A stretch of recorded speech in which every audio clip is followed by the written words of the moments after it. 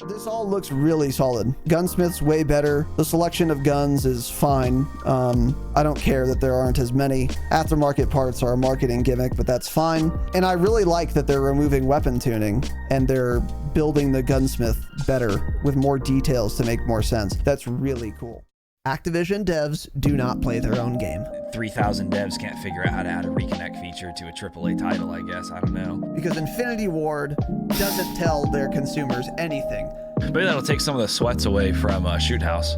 You can cope about that, for sure. Thanks for tweeting, at least. Thanks for doing more than Infinity Ward has done. They just keep tweeting about the soccer bundles in the store. Things that are bad. We've got a couple words. Why don't you kick it off, Tanner? This is going to be a longer section than the first part you guys heard. Change it, obviously, of course. Yeah, I wonder if our chat could get us demonetized. Someone said the drop podcast. I doubt it. I don't know. It's a good question. Yeah, I wonder how that works. We are live, boys and girls. Welcome to the Dropshot Call of Duty podcast episode number 373. My name is Casey, also known as Razinon. Today, I'm joined by Tanner, and we will be discussing Call of Duty Modern Warfare 3. Now, the plan for this afternoon, this brisk afternoon, was to talk about the campaign. Do an episode on the campaign, our experience with it, what we learned from the campaign. That was actually arguably the bigger focus of what this podcast was going to be. Was like, oh, in the campaign, ostensibly, we will see other perks and other weapons that are exclusive to MW3. That was wrong. Every gun in the campaign is an MW2 gun. We'll get into that. And there are no perks. So the whole loadout thing doesn't make any GD sense that we were sold. But we'll get more into that. So, in fact, there isn't going to be that much to say about the campaign. We have a couple of thoughts that we're going to get into, to be clear. But I think the plan now is to also talk about the latest blog post we've gotten. So on our last episode, we covered 2 of these blog posts in which Activision had said, we're going to do 6 total blogs from whatever, last week up until launch. And launch is obviously in 5 days. And we talked about, as I said, 2 of them. And a third one has already come out. And 3 more are still pending. We're still going to get 3 more blog posts before the launch of the game. So, and there are 4 we haven't talked about yet. So, we were thinking maybe we cover one today, the third one, about multiplayer gear and perks and all that. So that for our next news pod, we will only have to cover 2 or 3 blog posts rather than 4. Because that would be a lot of info to go through. So that's what we're going to end up doing today. We're going to start with the campaign, and then we're going to get into the latest blog post we got, which is on launch loadouts, deep dive, perks, and zombies. So yes, that's what's going to be on the agenda today. I think that's a good idea. And that's kind of what we wanted to do today anyway. Because one of the big impetus for talking about the campaign was going to be talking about things in it, in the open combat missions through the loadout screen, such as perks that we hadn't seen yet. We were going to get into those things, but those don't exist, but we have the blog post instead. So we'll do it that way. So anyway, before we get into it, I don't believe we really have any announcements. One thing which we'll remind you at the end of the show is expect possibly next week's schedule to be different than normal. I'm actually not sure it will be. I think doing the podcast on launch day will probably actually be fine. Because we'll be we'll be done well before launch. Yeah. Yeah, I thought so. What you had said when we talked though is that you kind of wanted to do it Wednesday so you could have everything done Thursday morning and then not have to worry about doing anything Thursday like afternoon or Friday. Right. Yeah. And that's yeah. That's a good point I made. So we'll see. Something will probably be different regarding launch week in terms of the schedule.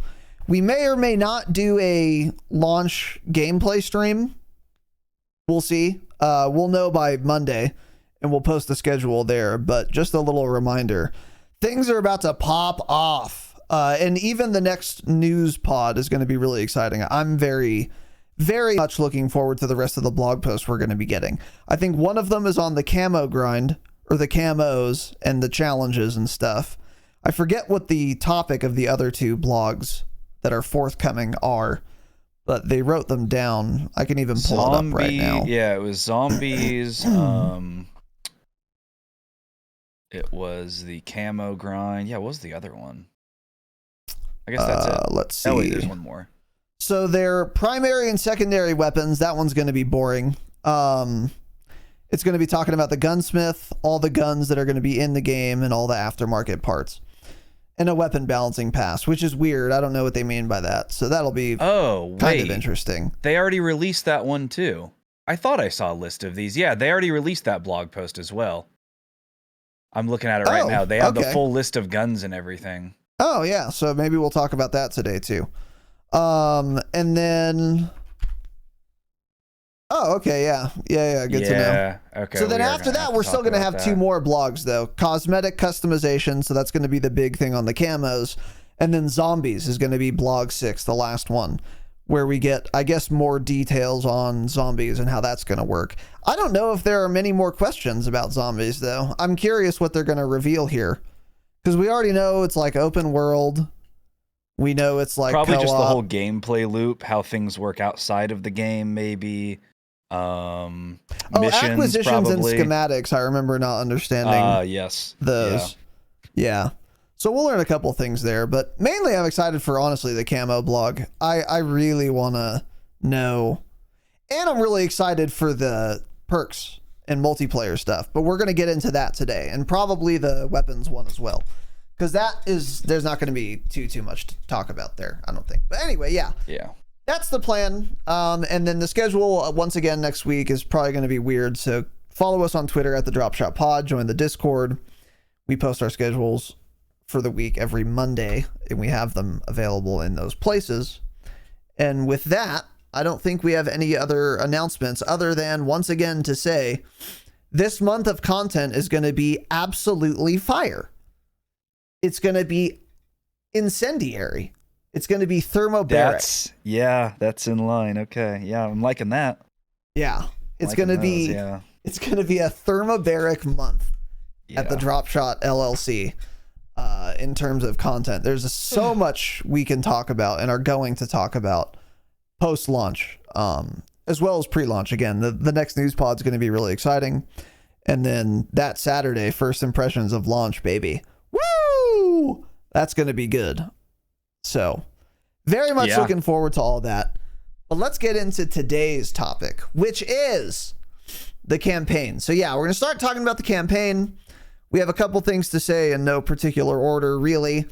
And then those two blog posts, we will get into those as well that we've gotten. Blog 3 and 4, which we did not talk about last episode because they weren't out yet. So, starting off the campaign. First of all, we will say this. We have not beaten the campaign yet. I played it for, I want to say 2 hours, maybe probably 2 hours. I probably played it for about 2 hours. I don't know how much of it I got through in that time, but it felt like I was making pretty steady progress. It was not challenging at any point yet. And I was playing on a regular, by the way. I'm not trying to challenge myself in a COD campaign. I also played on regular, yeah. I'm considering, in fact, lowering the difficulty and then just powering through it to get my double weapon XP tokens. That's certainly possible. Yeah, we'll get into that. We'll get into that. But yeah, I've been playing on regular and, you know, kind of flying through everything. And so I am where I am. I considered launching the game to tell you guys what mission I'm on, but I don't care enough about the campaign to do that. So I won't be doing that. And I didn't do that. So I'm somewhere in the campaign. But important note here. The important things are twofold. Number one, neither of us have beaten the campaign. Number two, both of us have played multiple linear missions and open combat missions, which was arguably the biggest selling point of this campaign and its biggest kind of innovation that people were looking forward to. So that's kind of some background. How long have you played it? Do you know where you have any idea? Mine was about 90 minutes. Yeah, I think I played about 90 minutes. So that also, though, here's the thing. I didn't watch the cutscenes because I started to, and because I haven't ever cared about the lore or the cutscenes in the last two, well, mostly just the last game, Modern Warfare 2 single player. I don't know what's going on, therefore I end up not caring, so I just skip the cutscenes. So that's 90 minutes of me just playing. So we're probably around the same spot, really. Yeah. I'm not going to sit there and watch it when I don't understand what's going on anyways. Right. Yeah, the game starts where you play as some Russian guys, I guess, and you free Makarov. And it's very obvious that he is supposed to be a big deal. It's supposed to be like, whoa, holy, we freed Makarov. Yeah. But I don't know who that is. I don't. Well, he's a big character, but I'm saying but I guess I don't really know either. He's from the original No Russian mission. He's that guy. He's one of the bad Russians. But yeah, I don't know the lore either. I've never cared about COD campaigns, yeah. I don't know the storyline of anybody. I don't know half the people's names. You could line all the main characters up in a line and ask me to name them. I wouldn't know half of them. Right. I know like Ghost. I know Price. And that's about it. Yeah. Yeah. Kind of where I'm at. And also, like, this is a continuation of the MW2 campaign, right? Hey, man. I guess. That was 12 whole months ago. I don't remember what happened. Like, come on. You got, like, what do you expect me to have this eidetic memory or something? I don't have that. I can't remember things that happened a year ago for you to just continue on as if, you know, I just played the MW2 campaign yesterday. I didn't. And also, your campaigns are not simple enough for me to just remember what happened. I need, you know how Netflix, when they release a new season of a show you've been watching, they do banger recaps, dude. That's what we needed. The recap is huge. I love watching the recaps. You have to. Yes, you do. Yeah. And they're very well done on Netflix. They're the perfect length. They're usually like 4 minutes, and it's just all the biggest, most important plot points. And it's not to get you to the purpose of the recap, obviously, isn't to tell the story of the last season. It's to just actually flash images at you that make you remember everything you learned. Yep. Like, oh yeah, I remember that. Okay, now I remember that. Oh yeah, that happened too. Okay, got it. So they needed to do that with the MW2 campaign, but they didn't. Instead, I'm just underwater all of a sudden, and when I press play. And I don't remember what happened. So give me a recap, please. Thanks. So also, some games get away with not doing recaps. So I don't know. Halo 2 campaign. You play it, you beat it, and then 3 years goes by, and then you play the Halo 3 campaign, and there's no recap. But that's fine. And the reason that's fine is because the storyline for Halo, I don't remember it, by the way, but so keep that in mind. But the storyline is far more simple than these campaigns. There are multiple timelines that are crossing. There are like multiple franchises that are getting integrated somehow. There's also like false flag operations, real countries, fake fake terrorist groups, double agents. Hey, man, I'm not going to be able to keep this all in my head. We need a recap. So, yeah. Anyway. Yeah. So, yeah, right away I didn't know what was going on, so I will also point that out. This is always going to be the case and has always been the case. We don't know what's going on with the lore. So the first mission, you were a bad guy then, technically, right? I guess. I didn't figure that out until... I didn't know, and I didn't realize until like the middle of it. Yeah, I'm like, oh, I guess I'm a bad guy. Okay. Yeah, right. I don't know. But yeah, I guess you are. Yeah, you're a Russian freeing Makarov. So Russians are always bad. Yeah. Yeah, that's In classic COD. American media. Yeah. Yeah. Classic American media. It's always the same thing. It's always the bad guys have the nukes and you have to disarm it before it launches. That's every COD campaign. They're just boring.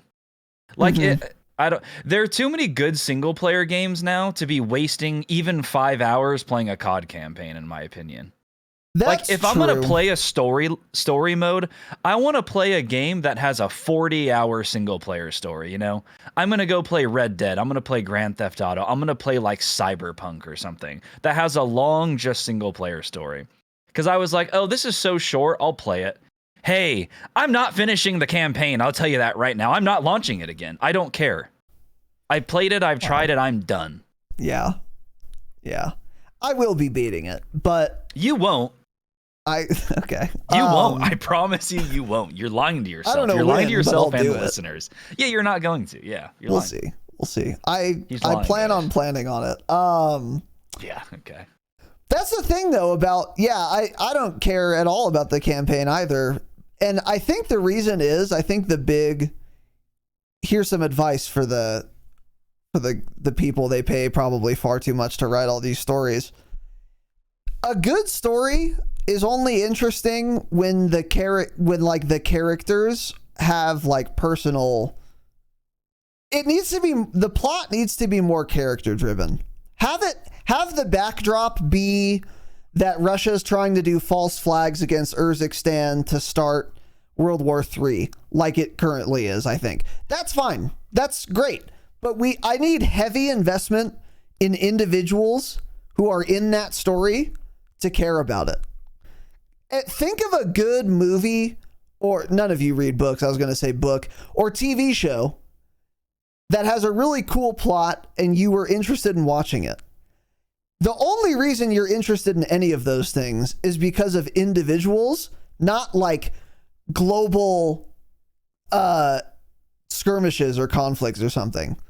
And even really good war movies. What makes a really good war movie? It's centered on one character whose personal story you really care about. That's what makes it interesting. Like Saving Private Ryan is about the least important person possible, a private, some guy. He's some guy in the American military. That's what it's about. He's not important. The World War II is just the backdrop. It's the setting. It's a set piece. But it's really about the character, Tom Hanks, whoever he is. And they're trying to save some other guy. That's why that story is good. But the COD campaign, there's no character it's focused on. I'm playing as Laswell, some 50-year-old woman. Cool, that's okay. And then the next mission I'm playing as Soap, who's probably also 50 because he's been in every Call of Duty game, I guess. And then the next game I'm playing as a Russian. I'm playing for both sides now. Invest me in a character. There needs to be more. It jumps between everyone. Yeah. Yeah. It's just, I don't. The story of the false flag operations in World War III impending doom just isn't that interesting. It needs to be focused on like a character. I don't know. Anyway. So yeah, the campaigns are just going to never be interesting for that reason. Also another quick point. The picking your loadout thing, the open combat missions. Last episode, we went over a Boberto tweet where he said you have to beat a campaign mission first to be able to play that campaign mission with a custom loadout, the open combat missions. And then there was some confusion where no one else had been saying that, so we thought it might be a lie or whatever. It turns out Boberto wasn't correct exactly. That was a very bizarre, misleading way to phrase his point. It's not like you can't pick your loadout, but then once you beat it, you can. That's not really true. But I see kind of what he was saying. But also, picking your loadout ever is a lie. This was a marketing gimmick by Activision. You never really pick your loadout. So in open combat missions, for those of you maybe who have not played the campaign, you load in with whatever starting gear. And you always load in with it.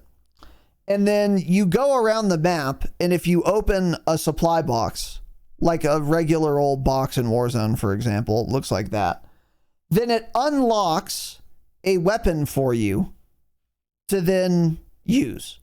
So you can pick it up or not pick it up, but you don't have to pick it up right away. Because there are random loadout crates that are static also on these open combat missions. And if you interact with the loadout crate, you can then change your weapons based on every supply box weapon you found in that mission and that mission only. So when this campaign and open combat missions were marketed in this way, where you pick your loadout, this was fantastically misleading because you don't do that at all.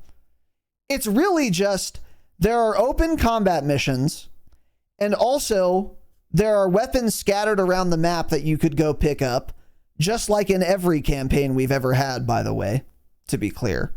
And the only loadout thing about it is they have these new areas, the loadout crates, where you interact with it, and instead of having to go run back and loot the weapon, you can just loot it here instead.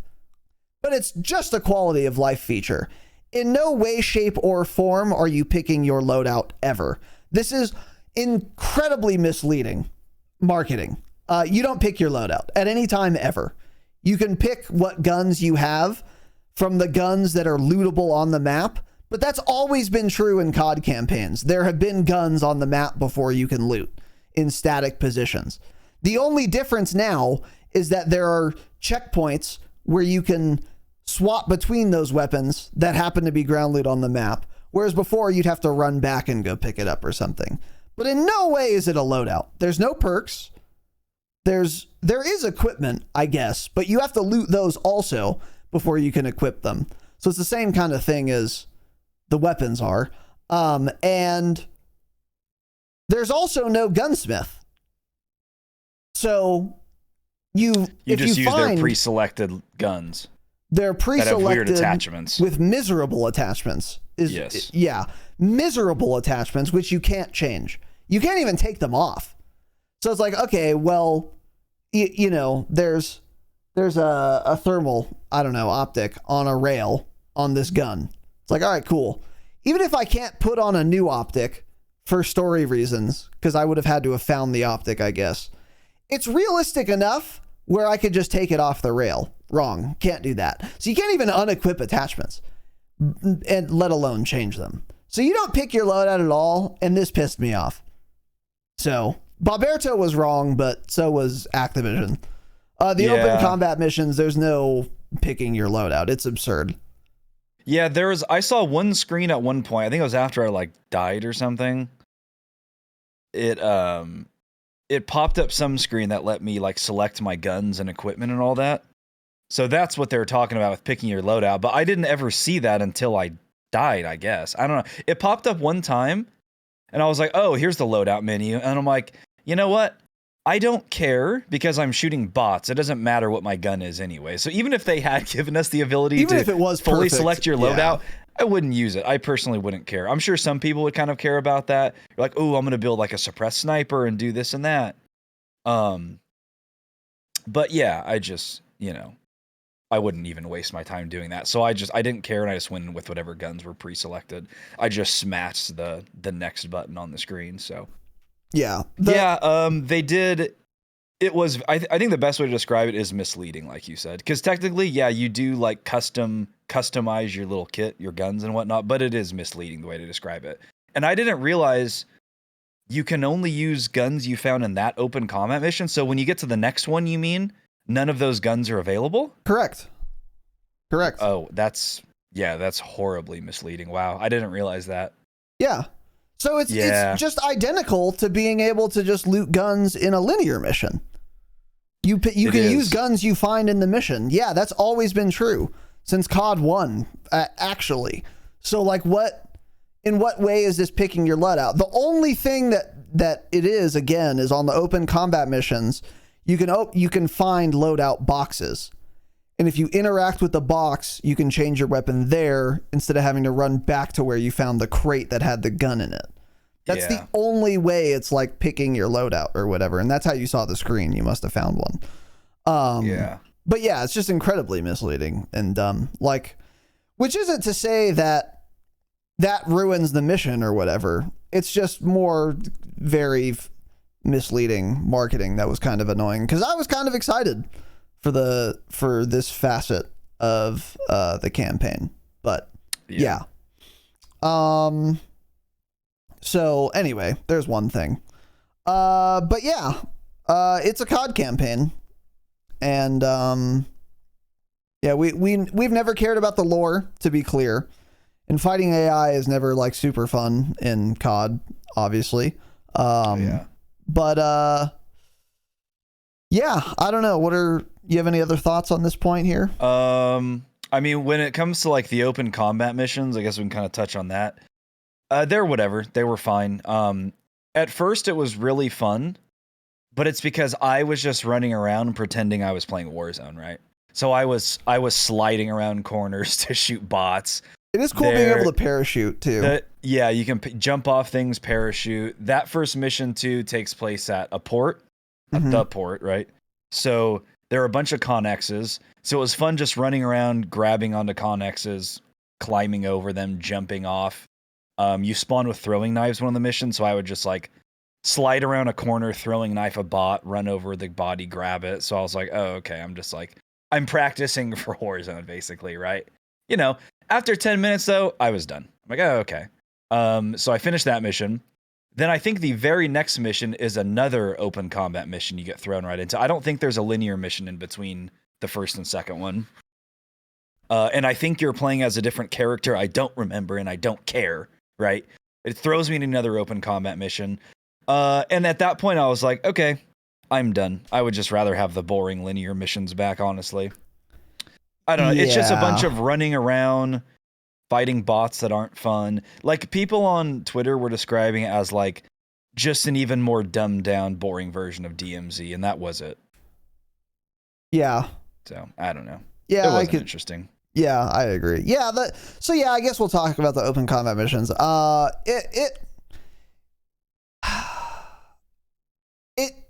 So it's obvious from the first one especially that they're trying to get you to play stealthy. Like, there's all the connexes. You don't have any guns to start. You just have a knife, I think. So it's obvious that they're like, all right, be stealthy, find some guns, and then go, I don't know. I don't remember the objective, but it was like, go to these places, get like a laptop or something. I don't remember, but it was obviously trying to incentivize you to be stealthy. And I was like, okay, you know what? Sure, Activision, I'll try and be stealthy. And that gets old so fast. And I was like, okay, this is taking me far longer than if I just run in a straight line to where I need to go. That's exactly what I did. I was just like, all right, I'm done. I just run straight to the next point. Oh, the AI, your little teammate is like, oh, they're onto you. I don't care. Keep running. There's plenty of cover. It's fine. I'm not going to die. I'm in no danger. Run into the objective, do the objective, and then just get out. And when you can just beeline from A to B to C to D to done so easily, there's no incentive to like play stealthy or anything. And now you could say, well, you should have upped the difficulty then, or whatever. I guess, sure, that's a fair point. But I just don't find Call of Duty PvE to be engaging enough, or the story to be engaging enough for that to be something I'm gonna do, I guess. Call of Duty AI is incredibly boring to fight against. Yeah. It's It is. they perform exactly the same way they did in Call of Duty 1 20 years ago. Like, I don't know. There's just always the same boring thing. They start shooting at you, they walk straight at you. I don't know. It's just boring. They haven't changed a single facet of how they work. Yeah. And as I continued through the campaign, I actually dislike open combat missions more than the linear ones. Because now I have to be opening my map to find objectives and where I need to go. And I'd rather just put me on the track. Put me on the train tracks of a linear mission where I have to go one way because it's the only way to go. Fine. Like, I'd rather do that than the open combat missions. They just weren't interesting enough. I don't know. The open combat mission could be interesting if it worked in a way where you could do different things that would change like the outcome. But obviously they're not doing that. Like, say there's an open combat mission where it's like you can either defuse this bomb or like reroute it. Yeah, I don't know. Like, change something that would then change the story, but that's a lot more work that would go into the campaign. So like they're not going to do that. But that for me would be like the way to keep it, to make it interesting, I guess. That's a good point. Or like like side quests, basically, like other things you could do. But then what would they provide you with as a side quest in a COD campaign? I don't even know, but something like along freeing those lines. hostages, maybe. So like they're not mission critical, but they're innocent people, and like you can free like the 5 groups that are around the map, and you get, I don't know, some kind of extra reward. Yeah, you're right though. That is like a decent idea, but would I do them? No. But like you said, you're right. It would be a lot more interesting if there were different objectives you could pursue in open combat missions. So it's like, all right, the ultimate goal here is this missile, whatever, in this area is going to launch and it's going to hit Washington, D.C. So the goal is to not let that happen. But what ways you can make that not happen? There are 5. Like, you can close the blast doors, you can defuse the bomb, you can turn off the power to the whole station so that it doesn't launch. You can reroute it to Moscow. Like, there are a bunch of different things you can do, all of which would serve the purpose of having the missile not go off in DC. And then those have like some story impact or something. That would be cool. Or maybe even like a, you know, like Urzikstan approval rating. That's like an out of mission sliding scale where each mission you do will have an impact on the Urzikstan global approval rating. And if it's really high, then it changes the final mission, or it makes it way harder, or something, or it adds a new mission where you get invaded by the United States or the UN or something where otherwise you wouldn't. And if you get it really low, then instead you have a new ally called the UN in your final mission or something. All of those things would make it way, way, way more fun for sure. And I think that is why that's one reason why the campaign generally and open combat missions in particular are not very interesting, is because they don't have any of that and they never will. And further, to be clear, I wouldn't want them to. That would be way too many resources that I don't want them spending on this. If they were going to do that, they would have had to have not done zombies, for example. Or diverted a massive amount of resources that went into multiplayer or Warzone or whatever into doing that, and I wouldn't want that regardless. Yeah. So, yeah.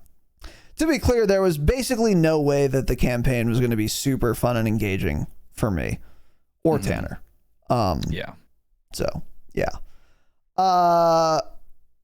And then, when you compare this campaign to like MW2, so a lot of the discourse on the TL is that this campaign is worse than MW2's campaign. I agree with those people. I don't know why I dislike it more, though. And I still haven't really figured that out. I don't know why I'm not as gripped by this campaign as I was by the MW2 campaign. but I just remember having a lot more fun in the MW2 campaign. Do you agree with that? And do you know why, if so? Well, I also didn't really care about the MW2 campaign, but honestly, when you look back, I feel like it's the first mission, the first couple missions. So like the MW2 campaign, isn't that the one where like it basically starts as a cutscene and you're like watching this gathering happening in the desert? Yes. And then you call in like the bomber and it blows it all up. Like just right from the start, it's like, oh, this is interesting. This mission is just like, you're just thrown in and you're doing a basic COD campaign and you're just killing bots right away. It didn't really start off with anything real interesting. Maybe that's the reason. I don't remember what the first MW2 actual like gameplay mission was. I think you snipe the guys outside the base by the car at night. No, maybe not. Yeah, I don't remember either. I remember the cutscene, though. I'm pulling it up on YouTube to see, because it could be that. It could be like the first mission was just a lot more interesting. Let me see here. But I don't know. I mean, MW2 had some horrible missions as well. Like the car one was like a bottom tier COD campaign mission. From what I read from people who finished it, there was a lot more variety, though. Yeah, one thing JGod said, which I do agree with, is that you need a sniping mission in every campaign. A stealth sniper mission. Yep. Like that one was really fun in MW2, where you're crawling around with Price. You're like literally prone in bushes, and then you come up and snipe people, and then go back to being prone. Those are fun. I like those. Like behind enemy lines, deep fucking, you know, you're deep in enemy territory, and you're like, you have to be silent or you just are for sure screwed. This campaign evidently does not have one of those.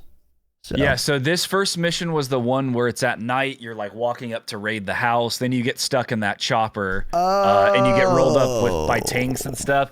That mission wasn't great either, but I feel just like the first cutscene and the intro to that mission was a lot more interesting, and maybe that just, you know, got you hooked a little bit quicker. Yeah, maybe so. Whatever the case is, though, yeah, I find the campaign just far less engaging. Yeah. And another thing too, by the way, is I feel like these campaign missions are way shorter and easier than MW2. And I played on regular in MW2, and I'm playing on regular in MW3 as far as difficulty goes. And these missions, I feel like they're done so quickly, and they're so simple. Like they're so easy to do. Like the Laswell mission, like it was like 10 minutes long. Like it was crazy. That's the one that I ended on, actually. That's the one I ended on. You finished it, or you like started it? No, I didn't. I just started running through it because I was like, oh, I'm dressed like them, so I just get to run through, right? Wrong. So I got shot at. I'm like, oh, okay, I don't want to play this anymore. Yeah, you have to like walk. Stop. It's dumb. Yeah, it's silly. How do I even walk? I don't even have a keybind to walk set up. I mean, not sprint. Oh, okay, yeah. You have to put your gun away too. You might not have that button key bound. I had that put away. Yeah. Okay. Yeah. I think that automatically puts it away to start. Oh, okay. Yeah. Not. Either way. But yeah, that mission, once you do it, you won't do it, I guess, but it's like 10 minutes long. I won't. Yeah. Like you walk into the thing, and then some guy goes into a private room. You go in there, you shoot him in the head, you take his key card, you go into the embassy, you go into a door, there's a cutscene, and then the bombs go off, and then you run up to the roof, and then jump into an American chopper to evac you, and that's the end of the mission. It's actually that short. It's shorter than that sounds, in fact. Interesting. It's like 10 minutes long. It just ruined the whole story for me, so I guess I won't play it. It's like if it's going to be that short, just tell me that happened in a cutscene then. Like, it's too short. I don't know. It was silly. But, and the open combat missions too, it's the same thing. If you give up on playing stealthy, then you actually just fly through them. It's like, all right, I'm done playing stealthy. Bam, bam, bam, bam, bam. And it's obviously being completed way more quickly than they intended to. And that makes it kind of boring as well. It's like, I'm just going to circumvent all of this stuff. if they want to make you play a certain way, they need to like almost force it on you. Like if they want me to play stealthy, you need to like make it so that's encouraged. But they don't encourage it. It's not, there's no like real penalties. I don't know, whatever. The one mission where you have the little recon, the drone up, and you can go stealthy. Did you do that one stealthy or no? That one I did mostly, but not for the whole thing. No, there came a point where I got discovered. At some point. Oh, okay, yeah. And I was like, all right, whatever. So I did that whole thing up until you get into where you can no longer be stealthy. I did that whole part stealthy. That one was actually kind of cool. You got to like, that was a decent get up one. in the drone, see where people are. They stay spotted for a little while. You hide in a corner, shoot them. Yeah, that one was kind of fun. But yeah, if I had just gone guns hot, I would have just gotten through it in 5-10 minutes quicker. Right. Yeah. Yeah. So anyway, whatever. The cutscenes and stuff are solid, I guess.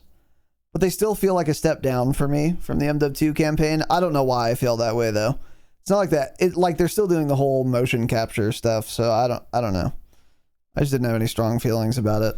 I think maybe it is just the plot is just like less interesting, or I know even less about it, but it's probably just you didn't pay attention much in MW2 like me, so you don't know what's going on, so they are less interesting.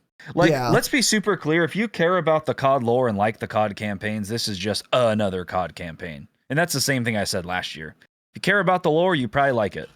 We just don't. So we would never like a campaign where we don't know what's going on with the storyline, because how could you? At that point, you're just running around shooting bots, and it's not fun. Yeah, exactly. That's why we don't enjoy it. But, you know, I'm not saying it's a bad campaign. It's just we don't care enough about the lore. Right. Again, we were never going to like the campaign. No. Like, it wasn't possible for us to love it or something. We could have liked it as much or more than MW2, but like in and of itself, like this is worth it as a single player game. We were literally never it wouldn't have been possible for us to have had that opinion. And I don't think it matters that much. So that's another thing with the campaign is like, this has no bearing on the quality of MW3 for me, the campaign. I don't care. It would be something I would finish in the week before the real launch, and that's all it would ever be, no matter how good or bad it was. So, one other thing, by the way, on the open combat missions, I should have mentioned, you can pick up kill streaks and use them, and some of them make sense. So, like, in one of them, there are SAM turrets and sentry guns, like, lying around. And it's like, you know what? Okay. They had a sentry gun that they weren't using. So in theory, it's realistic enough that I could come up to it and be like, I'm going to use this now. Smile. Like, it would make sense that there's a SAM turret that's like turned off on a roof somewhere or in a building somewhere. Okay, fine. But then I run into a stealth bomber kill streak on the roof of an open combat mission. Now, again, I don't know the lore, but I'm in enemy territory and I can just call in a fucking, what are they called? B-52 to just run through and carpet bomb this military complex? Why? Yeah. It felt so silly and out of place. I was like, wait, hold on. If we had the capacity in the story to just fly stealth bombers all over this area to destroy the helicopters, which is the combat objective in this open combat mission, by the way, you're supposed to destroy 3 helicopters.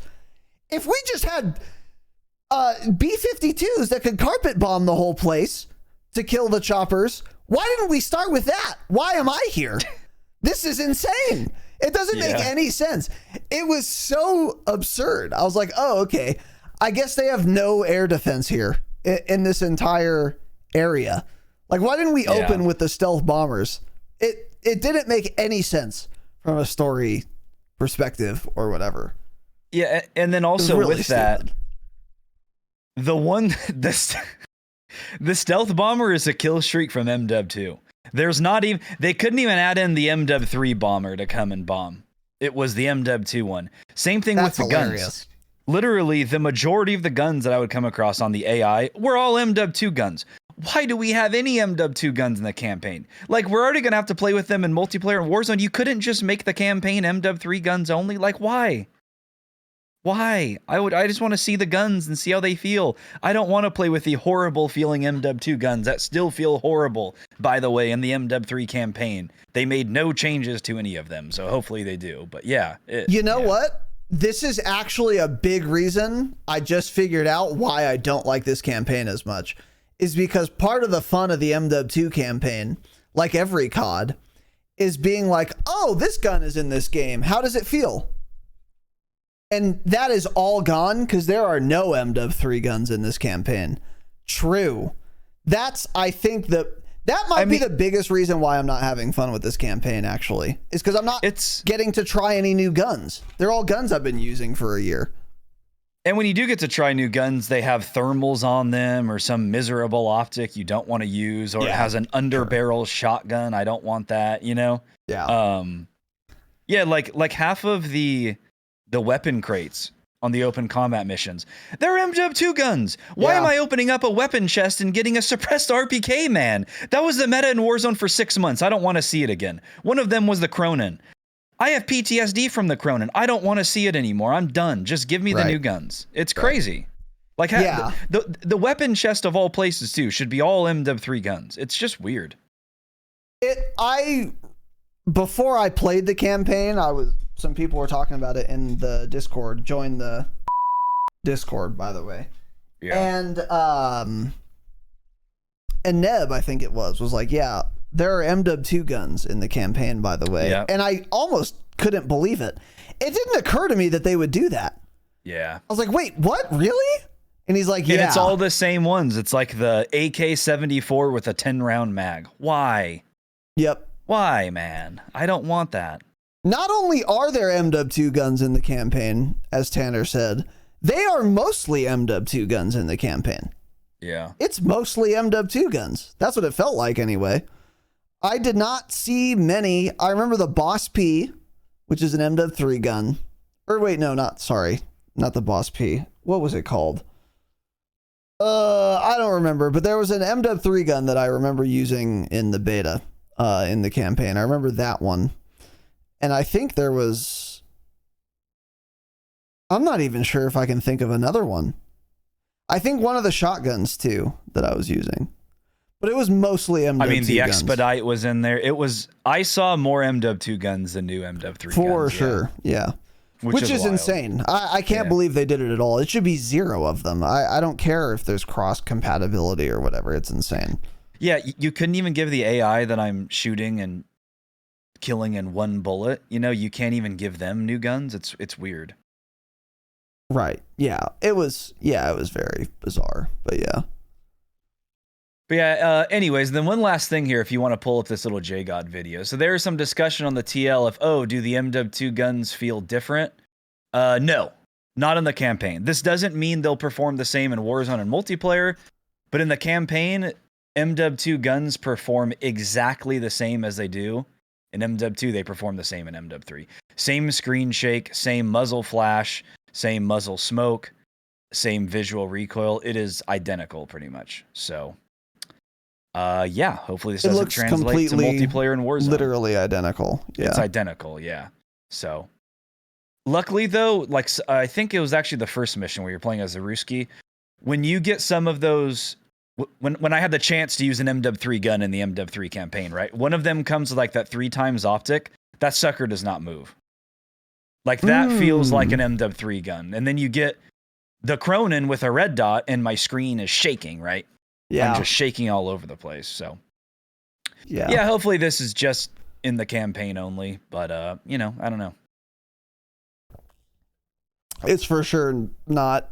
But yeah, because there were some kids spreading rumors on the TL saying like, like the MW2 guns feel so much better than MW3. They don't.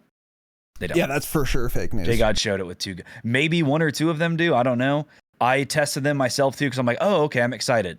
It's the same thing. Like it's the same exact recoil patterns. You wouldn't know it's a different game at all. Like you start shooting the AK-74 ground loot that all the AI have, and it goes down before it goes up, and that's how it performs in MW2. It's weird. Like you start shooting and your iron sight drops, and then it starts coming back up again. and it's all exactly the same. Right. Yeah. Agreed. So anyway, yeah, that's all I care to talk about the campaign. Yeah, that was a lot more than I thought we'd even talk about with it. Yeah. Yeah. It was, I don't know, whatever. Again, the most important thing is, like, it doesn't matter. As far as we're concerned, how the quality of the campaign doesn't really matter. So if we miss something or we're wrong about something, super don't care. Today's episode is brought to you by our Patreon. If you've been thinking of joining the Patreon, as I said last month, now is once again the absolute best time. It's really the same time, and it's still the best time. Because, of course, MW 3 is coming out in a couple days, in fact. If you join at the gold tier for just $5 a month, you get early access and ad-free public episodes, so you won't have to hear this again. 3 COD-related bonus episodes every month, which is going to go bonkers since MW 3 is coming out this month. And every bonus episode we've ever recorded in the past, you will also be able to listen to. You also get access to an exclusive patron-only Discord channel. What bonus episodes are we doing this month that you would get at the gold tier? Well, we have more ideas than we have episode slots, so the topics are to be determined, but we're definitely going to be focusing on multiplayer and zombies. So it's a multiplayer brainstorm, zombies brainstorm, you know, zombies map review or whatever, multiplayer maps, nuke tips, things like that. It's going to be multiplayer and or zombies focused mostly. I'm sure we'll talk about both of them in bonus episodes this month. And then once the Warzone integration happens, we'll kind of flip over to that. But this month, it's going to be a lot of multiplayer. And you would get that at gold for only $5 a month. All those bonus eps we're going to be doing this month. If you wanted to upgrade to platinum for $10 a month, you would get all that stuff plus a Q&A episode where only you guys can ask the questions or hear the answers. Damascus at $20 a month gets everything else we've already talked about, plus one behind the scenes episode each month, a monthly Damascus only patron hangout. Those are really fun. We drink, talk, play customs, etc. We'll probably do customs this month, in fact. And we just did our last behind the scenes episode for October, which you would get access to instantly. And that was a really long episode. A lot of business behind the scenes stuff that's very interesting to us. And you'd also get access to the Discord Damascus Lounge Patreon Discord channel. If you hated hearing this ad, sign up for the Patreon. Once again, ad-free episodes, early access episodes, and bonus episodes at every tier. Let's get back to the show. Let's move on to interesting things. MW 3 blog posts. So we got one, I think, yesterday, and then we got one today. They both came yesterday. They both did. And that's what I said. So the first one here is fully equipped, a deep dive into MW 3 loadouts. So we're not going to like read the whole thing, but we are going to skim this and then point out some things we didn't know or notable things. But basically this goes over everything that you can use in Create a Class. And Tanner and I had kind of already done an episode about this on Patreon, patreon.com/thedropshot, where we talked about what perks we expect to be coming and in what slots they'll be. So I am kind of curious to see how correct we were. But it looks like we were very correct. So here we go. A lot of words, big words, tons of words. Loadout overview. We knew all this. And there we go. So the first one, the first category is vests. So there are 6 vests in the game. Annoyingly, oh no, never mind. They do it. Okay, good. Yeah. So we have, let's see. Vests are multiplayer only, by the way. So we'll get more into that later, but 6 vests will be in the game. Infantry vest, which is the attack sprint duration and reduced refresh time. So this was in the beta. Not much to say about it. Engineer vest. This was also in the beta. You see enemy equipment and stuff through walls. Not much to say. Gunner vest. Also in the beta. This is overkill. Demolition vest. This I don't think was in the beta. I thought it was. Oh, it was. This one was also. Yeah. Yeah, it's just the last two. This is restock. Yeah. So here are the two new vests. CCT comms vest. This gives you a field upgrade, but you can't get a lethal or tactical grenade. Pretty interesting. You also get gloves, boots, and 2 gear slots. This was the big benefit of the engineer vest in the beta, by the way. It had the same number of perks. You can get 2 gear perks, which is pretty good. Increased duration, enemies stay on radar and zooms out radar for you and nearby allies. So this is like Bird's Eye, the Bird's Eye perk. I remember talking about this on Patreon. Enemies you kill drop intel packs, which generate a radar ping for you and nearby allies when collected. So, okay. You lose a tactical and lethal. You get 2 gear perks, gloves, and boots. And then you also get Bird's Eye. So you get a bigger mini map and then the little intel packs, which generate a radar ping for you and nearby allies when collected. So that's pretty trash. It's fine. I don't know. What are your thoughts on this vest? I wonder if this could be good for Warzone. That's kind of what I'm thinking. If you pick up a pack after killing someone and it pings somebody in Warzone, that could maybe get kind of interesting. And we don't know if any of this is coming to Warzone, by the way. Yeah. Let's not forget that. But if it is, that's a good point. Yeah. Because you're probably going to want to run over people anyway to get their ammo. And if you're fighting like team fighting in a building, getting a quick little radar sweep could be super clutch. So yeah. As far as multiplayer goes, though, which is obviously confirmed coming to, I think this vest is decent only because it also gives you 2 gear perks. Yeah. Just like the engineer vest. Yeah. But for the increased mini map size or whatever, I remember using Bird's Eye and multi. It's not bad, but it's not like good. So yeah. Overkill vest is the last one. This was not in the beta. So you get a tactical and a lethal, and you don't get a field upgrade. That we have not seen. This is the only one that, that's the only one that removes a field upgrade. Correct. Yes. Which is, by the way, I'll say, losing a lethal, totally fine with that. Losing a field upgrade, I'm also kind of totally fine with. But losing a tactical is going to be kind of annoying for reasons we'll get into later. But the overkill vest, you don't lose one. You get a tactical and a lethal. You get gloves, boots, and 1 gear, so you just get 1 of each perk. Mastery of weapon mobility. Increase weapon swap speed. Reload while sprinting. Okay. So this is the benefit of 2 perks. It's the benefit of quick grip gloves and commando gloves in 1. Did not see them doing this. This I was not expecting them to ever do. So why do they not even say you get 2 lethals? They don't even put that in here. It has to be though, right? Because it's called overkill. They don't even mention that you get 2 lethal. I mean, 2, not lethals, 2 primaries. Yeah. I don't think you do.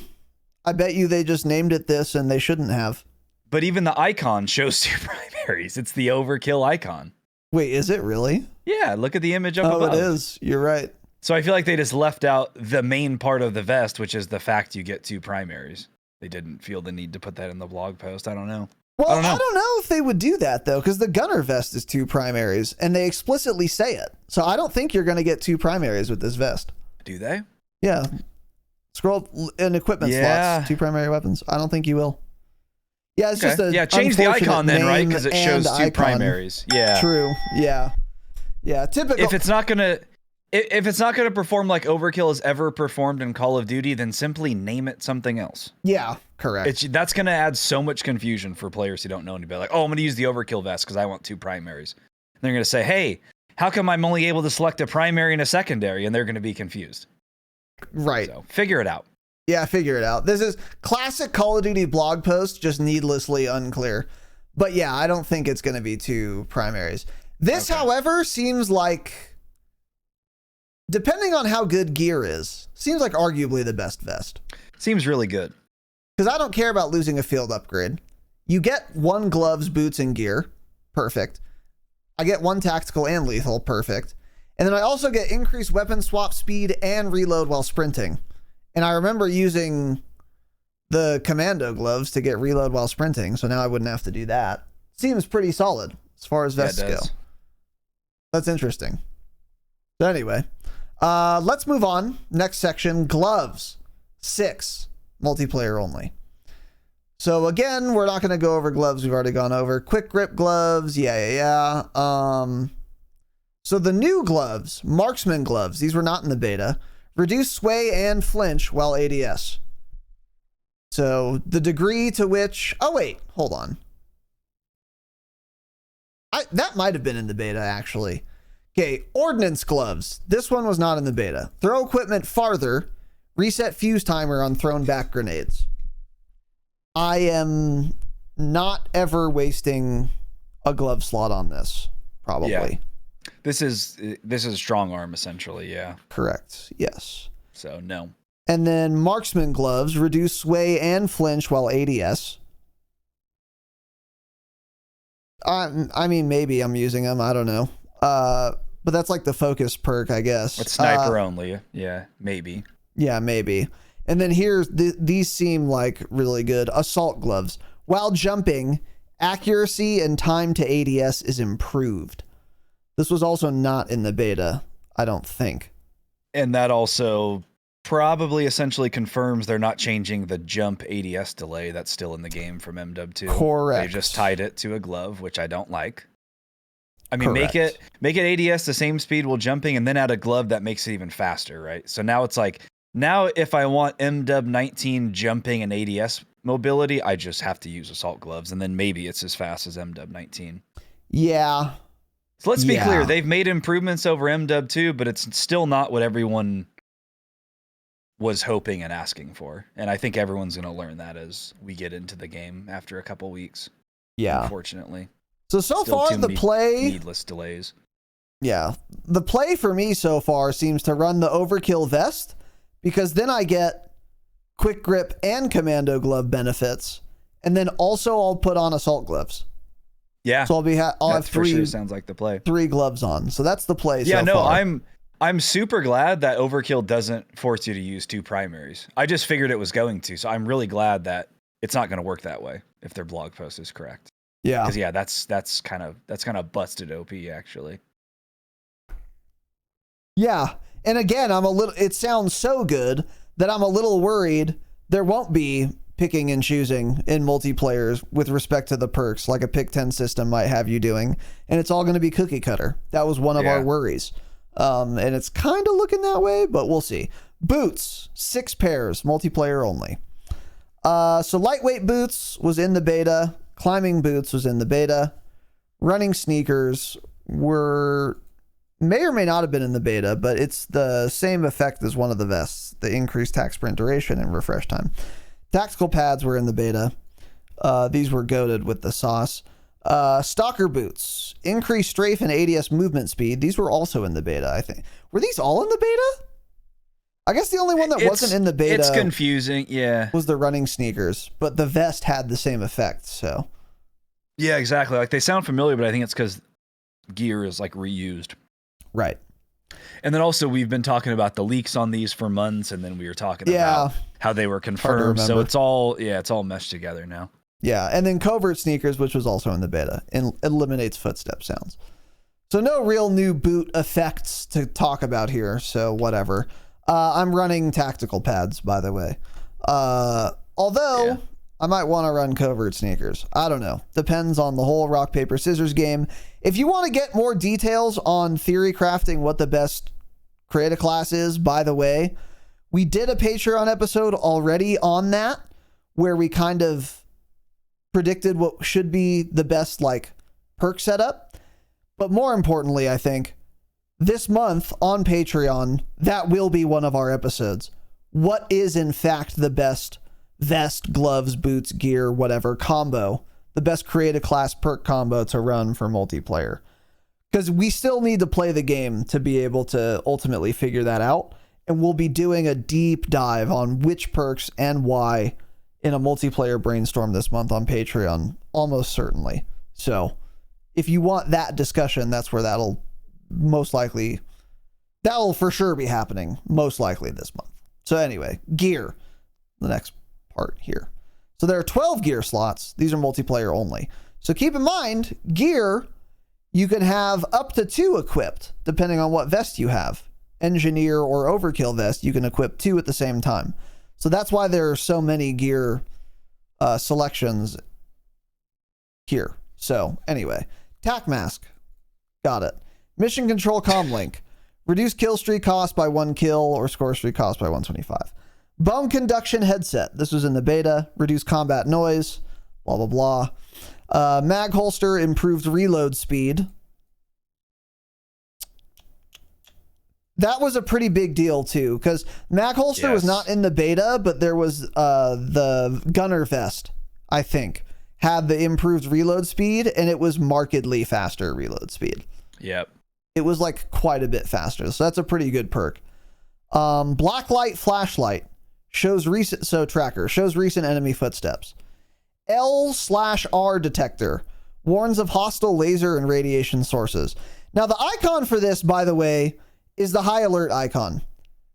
So that led me to think, oh, maybe this is high alert and it just wasn't working in the beta, because I used the LR detector and I have no idea what it did in the beta. I used it for a whole match. I never got a high alert indication. So I either got profoundly unlucky, it wasn't working, or it's not supposed to work like high alert. It's supposed to do something else that I don't understand. I don't know. Now you might be thinking, well, they used the high alert icon, so that means it's just high alert and it wasn't working for you in the beta.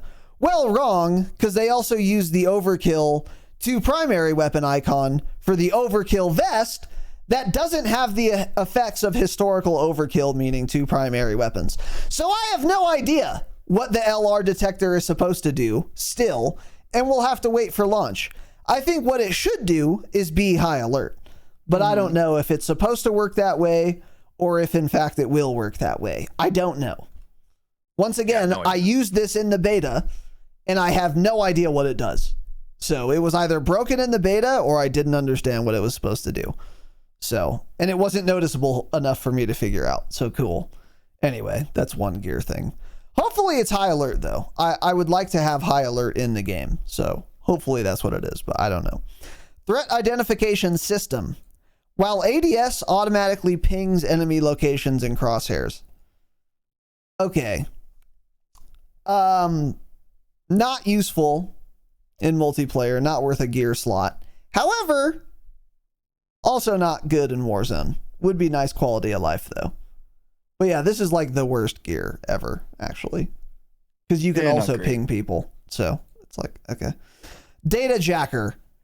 Enemies you kill drop a smartphone. Okay. Collecting the smartphone generates a radar ping from that location. Weird. So this is kind of like those that other perk. Yeah. That we just talked about. That radar ping, yeah. Bird's eye, but it's only part of it. Super dumb, not worth using. Signal jammer. Amidst a signal disrupting placed enemy claymores and mines. That's what the sentence says. If it didn't make sense to you, sorry, I didn't write it. I don't know what it's supposed to say. Oh, okay. Emits a signal, comma, disrupting placed enemy claymores and mines. Warns of nearby enemy equipment. I don't know what that means. What does this mean? It means if you run it, you should be able to run over claymores and they don't go off, yeah. What does warns of enemy equipment mean? Maybe something beeps or you have some sort of feedback on your screen that shows there's something nearby. I don't know. This seems decent for multiplayer. It does, because claymores and mines, yeah. Just running through claymores and mines, yeah. So that's interesting. Hijacked IFF strobe. So cold-blooded. Undetectable by AI targeting systems and thermals. Yeah. That, again, could be pretty good if you're getting farmed. Ghost T/V camo. This is Ghost while moving. Blocks detection by UAVs. Okay, glad it's while moving. EOD padding. Reduce damage from killstreak explosives and fire. And that's it. So, actually, Pretty balanced list, honestly, I would say. A lot of, well, for the gear, yeah. Somewhat It's balanced. very dependent on play style. Yeah.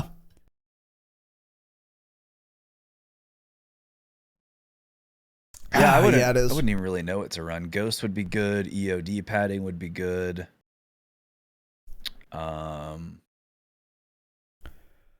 maybe sometimes good. Mag holster. The thing is, mag holster I'm gonna have to run if I'm running that other vest we talked about. The gunner vest or the overkill vest, yeah. Yeah. That's what I was thinking too. Yeah. So it's just like a requirement. With that setup though, gunner vest, tactical pads, assault gloves where you ADS faster while jumping, and then a mag holster, you're zooming, dude. Yeah. You're a movement kid. Your your character will automatically YY whether you do it or not if you have that set up, in fact. Yeah. You're zooming. But unfortunately, you need to do all your perks to be able to move quickly. So we'll get into that more. But yeah. Yeah. So there you go. Next is equipment overview. Again, you guys might be mad we're not talking about this more, but like, we already did a 2-hour episode on this topic, and we had free trials. So if you didn't listen to it, it's your fault. And also, there's not much more to say until we play the game with all the perks, because a lot of what I'm going to run is rock, paper, scissors. It's going to depend. Is everyone, running covert? Well, never mind. Is everyone running claymores? Well, then I might have to run the thing that counters claymores. Is no one running claymores? Well, then I don't have to. So like a lot of it depends on what other people are doing and what kind of the multiplayer meta is. And then also a lot of it depends on how these things function. I don't know, for example, how much more quickly assault gloves make me ADS while jumping.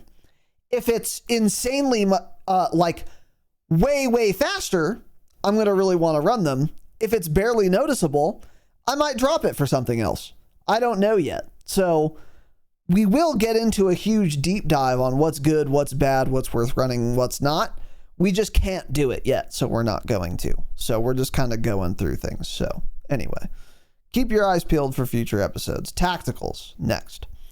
Yeah, very little to say here. Stuns, battle rage, smokes, scatter mine. These were in the beta and they're not good. Decoy grenade, flash grenade, snapshot grenade, shock stick. So it's not a shock grenade, by the way, which was like what one leak said, but it's a shock stick. So, yeah. Okay.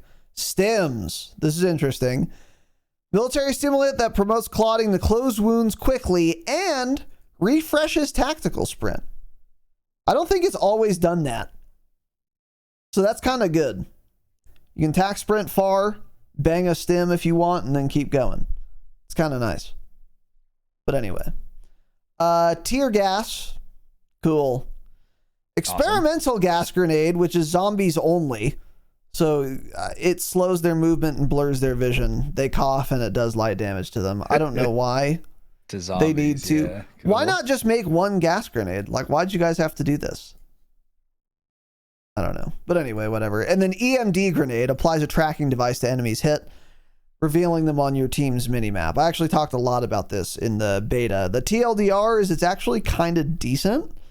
But I'm not running it over stims. So anyway, quickly, I should point out, we went through all the perks by now, by the way. And there is a glaring omission in the perk list. Yeah. There is no quick fix in this game,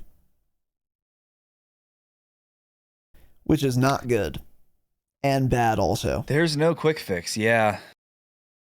Which kind of sucks because if they don't change the health regen speed from the beta to full launch, I feel like I'm going to have to run stims. Which, I mean, I guess is fine. I don't care to flash or tear gas. I'm for sure going to have to run stims, yeah. Yeah, it just, again, kind of ruins his balance, not having quick fix. And also, unless you're running one particular vest, you're only going to have one stim per life. So And that was one of the biggest yikes. complaints from the beta was everyone was like, multiplayer is pretty good, but it'll be a lot better when we get quick fix. That's Hey, we're not literally getting was my it. big point. I know. We're not getting it. Yeah. At least not for now. Yep. Yeah, I don't understand that one at all. So Really not good that it's not in the game. And it's not bad good with too. his higher health. Yeah. Yeah. So hopefully they change the health regen timer or something. But yeah.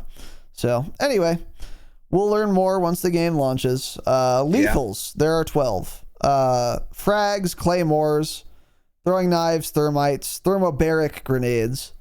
We talked a lot about that in that Patreon episode as well. Prox mines. So I will always say you don't need claymores and prox mines. Pick one. Also pick prox mine because it has outplay potential, but whatever. Cool. Drill charges are coming back. That was a question we had. I like this. It's a cool, unique lethal that fills a particular niche and it accomplishes a specialized goal. I like that drill charges in the game. Semtex, C4. Molotovs are in the game, but they're only in zombies. I don't know why, but whatever. Yeah. Throwing star, which is, I guess, separate than throwing knife. So hold on, let me read this. Throwing knife, retrievable throwing knife that is lethal on impact in core multiplayer. Throwing star, a swift and deadly throwing star that inflicts a wounding effect on the target. You guys want to guess my follow-up question here? Why on earth would I ever run a throwing star if I could run a throwing knife and get a kill instead of just inflicting a wounding effect? What possible goal could that serve? I literally don't understand why this is in the game. Do you have any theories? Because it says, for the throwing knife, retrievable throwing knife that is lethal on impact in core MP. So throwing star, a swift and deadly throwing star that inflicts a wounding effect. I mean, maybe it just like messes up their screen, so they're like. But if I can hit you with a throwing star, yeah, I could have hit you with a throwing knife and just killed you. Yeah, you sure could. I don't know. You can hold 5 stars. Okay. Maybe that's true, actually. I don't know.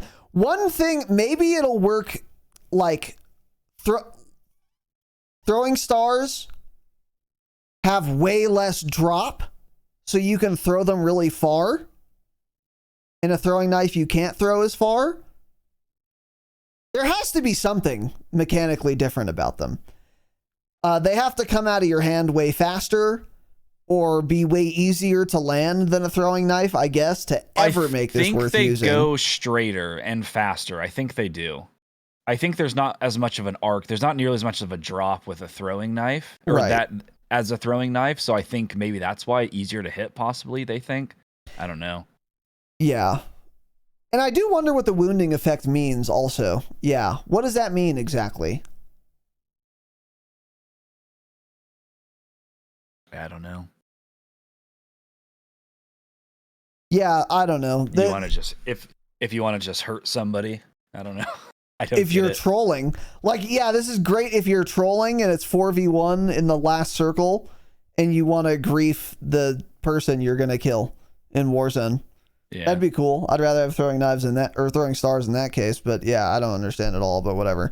And then Breacher Drone, which again was in the beta and is pretty cool. So yeah, I don't know. It doesn't really matter, but I don't know why throwing stars are in the game, and I don't know why Molotovs are not in the game. They're only in zombies. Very weird, but whatever.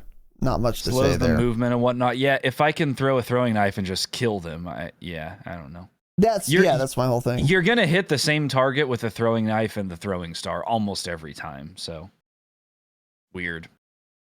Yeah.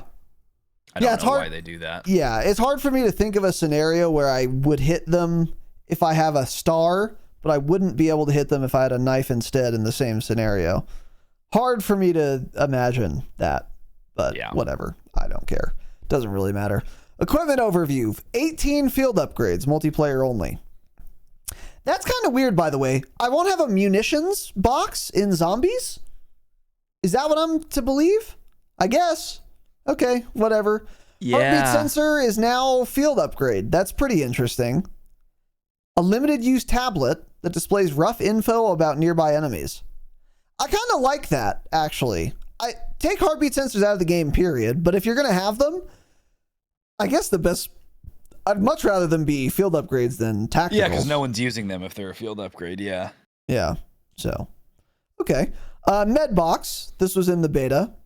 And it's not good. Inflatable decoy, comm scrambler. I think this was in the beta as well. Yeah. Pack insert, trophy, muni, ACS, also known as the little bud. It'll cap objectives for you. Tactical cameras coming back. Cool. DDoS also coming back. Could be better in this game than MW 2, actually. I feel like there's more equipment that's going to be lying around in this game than there is in MW 2. So DDoS gets a little better in this game, I think. Deployable covers coming back. Recon drone. Cool. Dead silence. Okay, let's read how this works. Temporarily makes your footsteps silent. Gun melee and throwing knife kills will refresh the duration. Oh! That means fewer people are going to run covert sneakers than they otherwise would. For sure. So this is interesting. I don't know. Most of the dead silence levers want it constantly. I still think covert sneakers will probably be more popular. I think they will also be more popular. Yeah. Yeah. Ultimately. I would be way more likely personally to run dead silence as a field upgrade than covert sneakers, though. But I'll like the CDL so kids, that you can they're keep all your running tactical covert pads. sneakers. Yeah. Yeah, exactly. Yeah. Yeah. So anyway, that's in the game. But a big question Tanner and I had on that Patreon episode, patreon.com/thedropshot, where we talked about this, was when we get dead silence as a field upgrade, will kills refresh the duration? We weren't sure about that, but they will, at least on launch. Loadout drop. It's useless. That's such a waste of it's a waste of a spot on the UI. Yeah. I don't know why anyone would ever want to use a loadout drop in multiplayer Call of Duty. Mm-hmm. Very weird. Portable radar. Smoke airdrop. This is coming back. Call in a line of drones to deploy a smoke wall at a targeted location. I mean, to be fair, now that we're going to have the war mode, this is actually kind of relevant maybe in war mode. It's not. It's not. Let's be clear. Just it's stop. not. Yeah. Yeah, just stop. Don't add it. We'll move Whatever. on. Yeah, suppression mine, don't care. Cringe. Anti-armor rounds. I could see maybe running this to shoot down kill streaks in like ground war. Because none of the field upgrades are good. That's the thing. So it's like I might as well. I mean, I'm pretty sure there are anti-armor rounds in MW2 right now. Have you ever used those? Sure haven't. No. Yeah, so no, they're not good. Yeah, you're probably right. I think they were even in MW19, weren't they? Yeah, they were in MW19. It's possible. Probably. I don't know. For sure. You're not running it, neither am I. Yeah, neither should you listening. Should not run those. Yeah, probably not. So anyway, that's all the field upgrades. Not much else to say there. Kill streaks and score streaks. There are 25. And these are in multiplayer and zombies, which is kind of interesting. There will be kill streaks and zombies, so cool. Here we go. They say, note that zombies utilizes kill streaks in a different manner and has a smaller pool of them to access. So that's not terribly surprising. Yeah, okay. So UAV, mosquito drone, that was in the beta. SAM turret, bomb drone. Please stop making bomb drones. And you need 4 kills to get it, so not good. Guardian SC. Yeah, in multiplayer though, if you're sitting in a corner calling it a bomb drone, you're an idiot. You're in multiplayer it doesn't really matter, but yeah, I guess you're right. Yeah, so whatever. Guardian SC, this was in the beta. It was the cringe thing. Care package, counter UAV, cluster mine. Yep, they're back. Gosh darn it. Unfortunate. Gosh darn it, man. Yeah, don't love that. Hate it, in fact. I hate it, yeah. But it's coming back, so that's cool. Precision airstrike, cruise missile, remote turret. Automated turret that scans for nearby enemies and fires incendiary based rounds. This was in the beta as well. It's a sentry gun, but you could also control it yourself, I guess, so whatever. Mortar strike, SAE, Calls in a trio jets to release aerial explosive on the specified targets. Okay. Juggernaut Recon. The Wheelson's coming back. This is super annoying. The Wheelson in MW19, it's not like a good kill streak you should run, but when other people ran it, it takes a lot of damage before it dies. So it's very annoying when other people use it. Yeah. So, not good. No, it's funny is it's looking back and thinking now, by the way. Oh, so, nice. That's how cool. in MW 2019 you can call in a full-sized APC on maps. You could just airdrop an APC to Grozna raid. Yep. God, that was so funny. Yeah, that was great and well implemented. Man. That was fun. So funny. And it added to my gameplay experience for sure.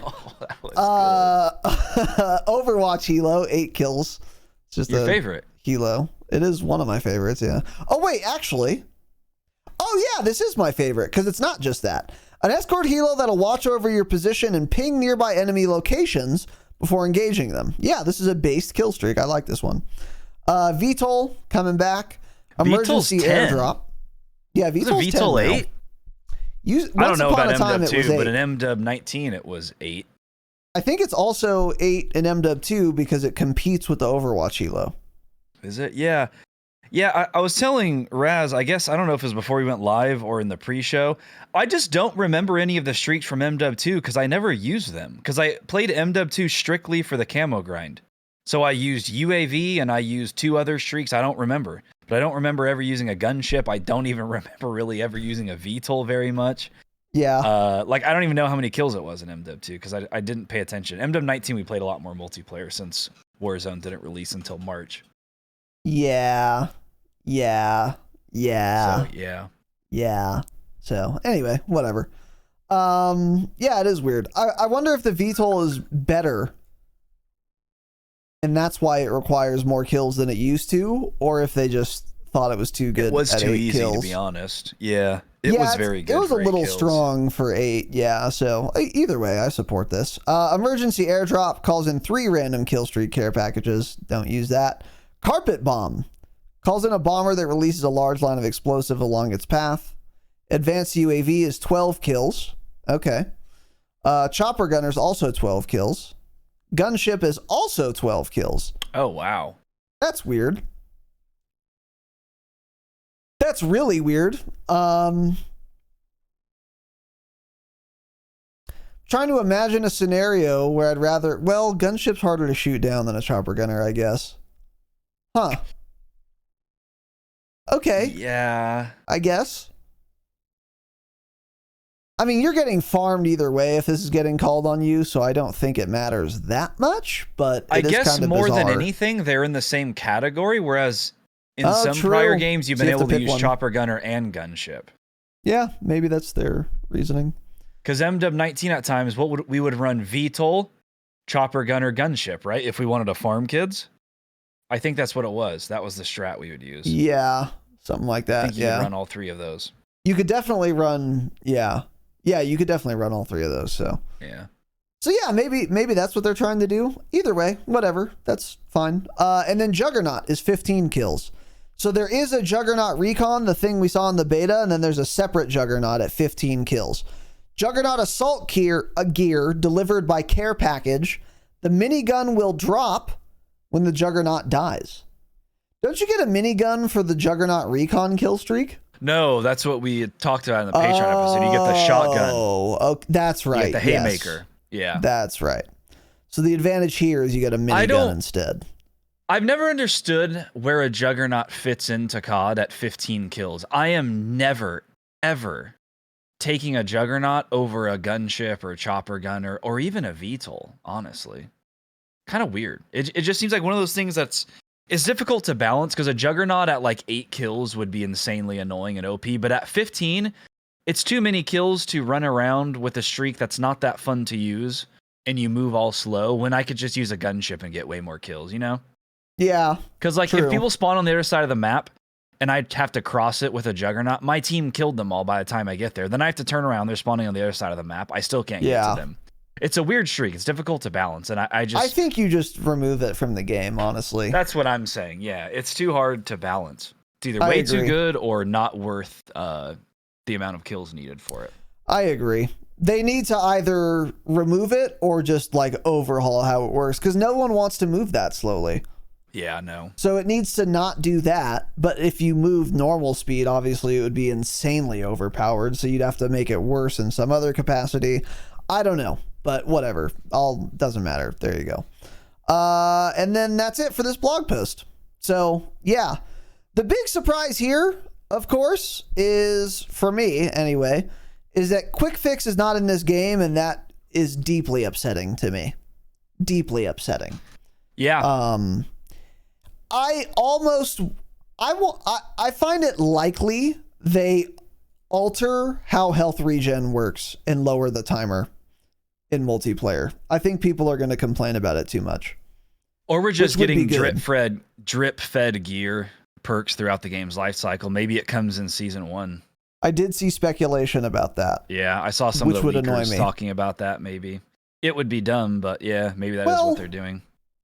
It'd be better than them. Yeah, I mean, if it comes in season 1, that's fine. But if they add quick fix to Modern Warfare 3 in season 5, then yeah, exactly. Like, yeah, that's the thing. That's the issue. Yeah. So. Yeah, other than that, I mean, I'm worried about no quick fix for sure. Besides the lack of quick fix, this is all kind of what I expected. Although I am surprised that this vest, one of the vests, the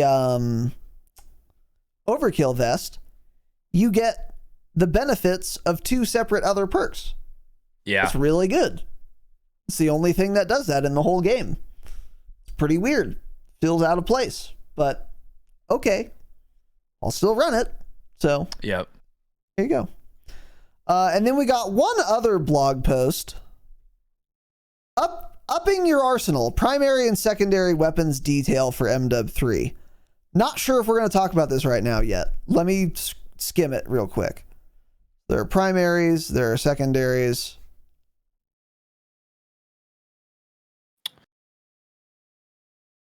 What do you think, Tanner? You think we should go over this or save it for the next pod? Well, we can skip like 3/4 of that. We pretty much just go to the bottom of it. So what half of the blog post is listing out every gun. We don't care. You guys can look at the blog post if you want to see what the guns are. I think at the beginning, let's see if it says anything up top. Tells us what a primary weapon is. Okay. Yeah. I liked that.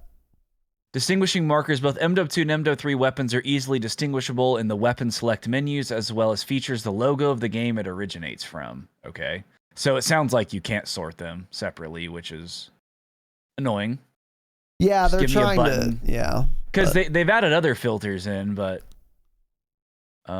carry forward, blah, blah, don't care. It does say if there are guns you never unlocked in MW2, you can unlock them through a challenge in multiplayer, or you can do the DMZ extract, which is zombies in this game.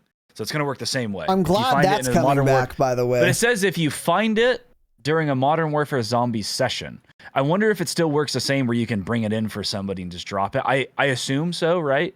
Oh, that's that a good question. Technically probably counts as finding it. I don't probably. Because I don't know the way they worded in DMZ. It's really probably the same way. Yeah, it's probably the same way. So, yeah. It says this, all MW2 weapons will receive a weapon pass by Sledgehammer Games. So that all armaments have balanced advantages and shortfalls no matter which MW game they originated in. Blah, blah.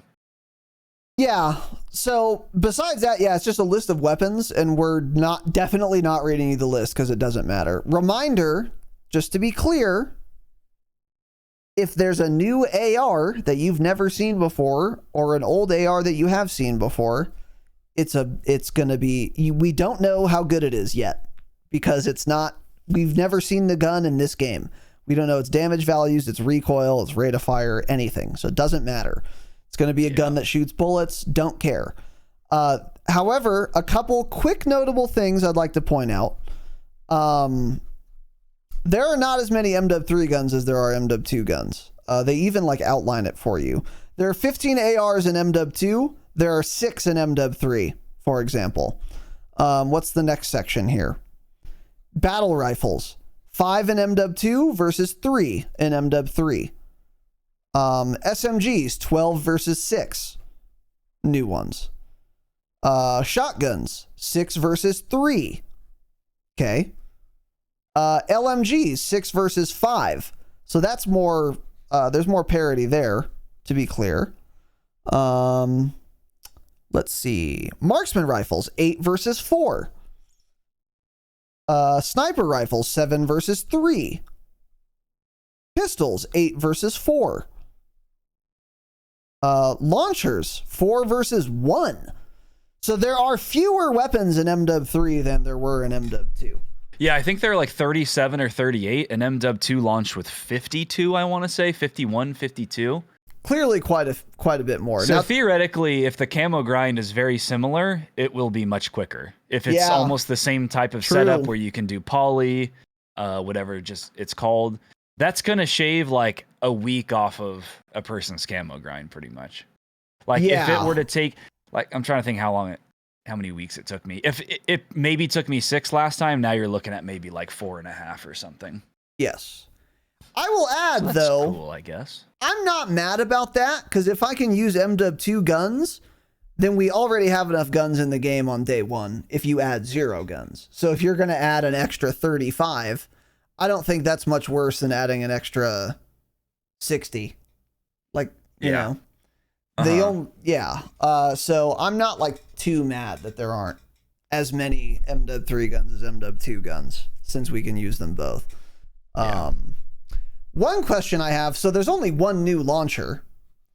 And it's a rocket launcher, an RGL-80. It's a noob tube. Grenade launcher, yeah. So one thing it does say, by the way, okay. Never mind. I don't know why they described it and then described the gun. It doesn't make sense. But for the camo grind, for launchers, you would have to get 4 launchers gold to get launchers platinum in MW2. So in MW3, for that mastery camo, do I have to get 1 launcher gold to get the 1 launcher also platinum? Is that how that's going to work? Probably. Weird. I'll take it, I guess, but weird. I love not having to grind launcher camos, though. This is actually kind of fantastic news for me. Oh, wait. And I didn't even think about it. Since we already have a riot shield, we're not getting another riot shield, right? Well, let's keep scrolling. I don't know. I just now put launchers, that together. Melee. 2 new melee weapons, so 6 versus 2. A gutter knife. Okay. And a karambit. Yes! Yeah. Yes! Oh, thank you, God! And oh, yes! Yeah, no riot shield to do. I had never thought about that until now, but that makes so much sense. Ever also in my life. Yeah. So if the camo challenge system is the same as MW2 and it's not like Vanguard, yeah, this is going to be very quick and simple, which is good for me, because if the Warzone integration happens early December, like they said, I can realistically easily have the camo grind done by the time Warzone integrates, which I'm a fan of. Yeah. Dude, it's so good. I don't have to do a riot shield again. Oh my goodness. I'm just wondering what the grenade launcher challenges are going to be, because it's usually like, well, what was it in MW2? Was it like destroy vehicles? Because you can't shoot a UAV with a grenade launcher, right? So they're not going to make those challenges. Yeah. I wonder if it's going to be like destroy equipment or something. I don't know. They'll probably make you, well, yeah, you really can't be expected to destroy vehicles. They might make you destroy vehicles and you'll just have to play ground war to do it, which would be annoying. Yeah, but do you destroy vehicles parked there and it works, or do you have to destroy vehicles someone in it? Because that can get very annoying, because I thought that too. Because, yeah, what were the people have to be in it. See. Yeah, they had to be in it. Yeah, that'd be very, very annoying. That would be annoying, but I was expecting to have to do that anyway. So only having to do it for 1 rocket launcher rather than 4 launchers is still a massive improvement. Yeah. This still far exceeds my expectations. And not having to do a riot shield grind, oh my goodness, it's the best news I've heard probably this calendar year. I'm so happy about that. Man, that's awesome. Yes. Yes. So good. Yeah, so like Strela God, last so year good. was 25 vehicles, kill streaks, or equipment pieces. So it could just be destroy equipment with the grenade launcher, and it'll probably be double kills or triple kills, which with a grenade launcher is very simple, especially in hardcore. Hardcore with a grenade launcher, you're getting quad kills every time you fire around, right? Yeah. Yeah, this will be pretty dang easy, man. Yeah. Golly, this will be real easy. This will be easy. By the way, Jake is speculating in chat, Jake Down. Is it confirmed that the MW2 weapons won't have the MW3 mastery camo? Yes. There is no, you can't use MW2 camos on MW3 guns. You can't use MW3 camos on MW2 guns. So it is 99.99999% the case that the camo challenges for MW3 guns will have no relationship to the MW2 camos or challenges. Yeah. So getting launchers, getting this new launcher, for example, gold, the RGL 80 in MW3, or getting it platinum, the launchers camos you have or have not done in MW2 will virtually certainly have no bearing on the camo for They can't do that. They can't. They wouldn't be able to do that because no then you'd have to own both. You'd have to own a separate game to do the mastery camo in the next game, but they're obviously not doing that. Yeah. Yeah. It does sound too good to be true, but I don't know what other. Well, also, if they are, I already have all those things Orion anyway, so it wouldn't matter for me. And for people who like mastery camo grinds, they very likely already have Orion anyway, so even if it will work that way, which it won't, let me be clear, I'll bet you whatever amount of money you want, Jake, it won't work that way. If it does, then everyone who cares will already have done Orion regardless, so they'll already have platinum launchers, and they'll just need one more or whatever. It won't matter. Oh, that's true, because you can still unlock the MW2 guns in MW3, so I wonder, yeah, maybe, actually. There's no way. I can't see that being the case. Camos, yeah. There's no way. Yeah, because it's a separate list of camos. Oh, I don't know. Well, we'll find out on Tuesday or Wednesday. Yeah, the challenges won't be the same for the new camo. They'll be different in some ways, for sure. That we don't know yet. But no matter what the launcher challenges are for any game, they always suck to do. And I was always dreading doing it. But now I'm pleased to know I'm only going to have to do it for one launcher instead of 4. And I'm not going to have to do it for a riot shield at all, which is, once again, massive W boss man. It's the best news I've heard this year. It's so good and fantastic and awesome. So that's cool. It is weird they added 2 knives, though. What are we doing? If you're only going to add 1 launcher, just add 1 knife. Because now we're going to have the MW2 knife. Yeah.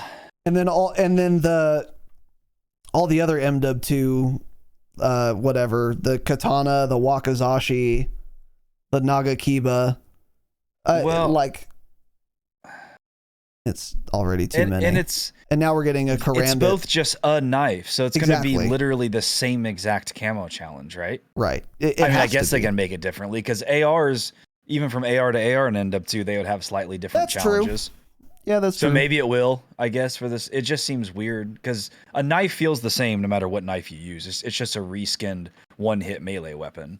Correct. So yeah, exactly. A little weird they make you do that. Whereas like launchers, for example, too, they all serve a different purpose. One locks on, one's got a auto targeting system and it fires up in the air and takes a while. One's just an RPG. Free fire, but a knife is just a knife. So yeah, I mean, exactly. I have fun with knives. I'm not complaining. It's just a little weird. Knives are very easy to get. Hey, gold. Much better than riot shield launchers, though. I'll say that. Exactly. Yes. So this is fantastic, fun, and exciting news. I'm so glad there's no other riot shield. It's so clean and good and awesome, and a smart decision. Way to go, Sledgehammer. So anyways, moving on, aftermarket parts is the next section. There are 6 at launch. So this is the thing where I said it's like a glorified attachment, but they're really talking it up, and I still am unclear how it works, so maybe we'll learn here. The following aftermarket parts are available immediately at launch, and each one has a designated unlock challenge.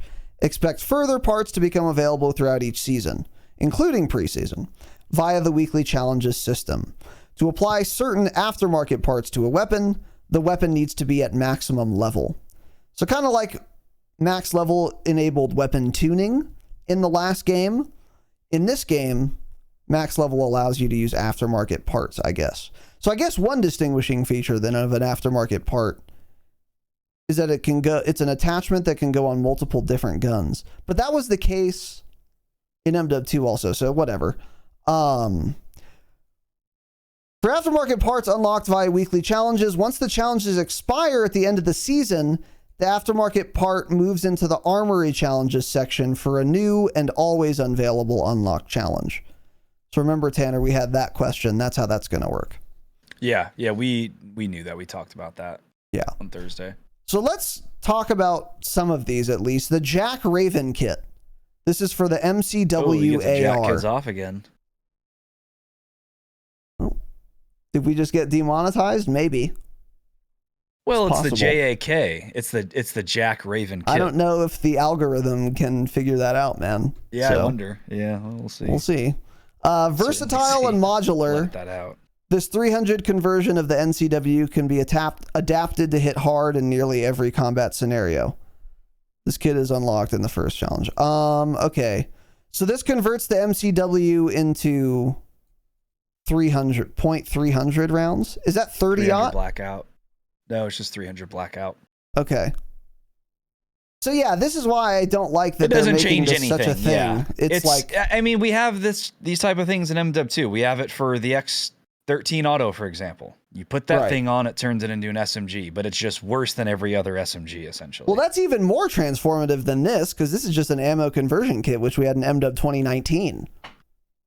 So I just don't know why they're making a big fuss about this. I mean, some of these, I guess, transform it more. Again, the next one, too, just changes the MTZ to a battle rifle. Yeah, cool. So the Jack Heretic Carbine kit. Wait, yeah, what does it do? What does it do? It's for the MTZ 762 BR. So that's already a BR. So yeah, I don't know what it does. The description reads, this powerful 762 AR was crafted to deliver exceptional damage with moderate recoil. Doesn't explain at all what the conversion does. That's just explaining the gun. So I don't know.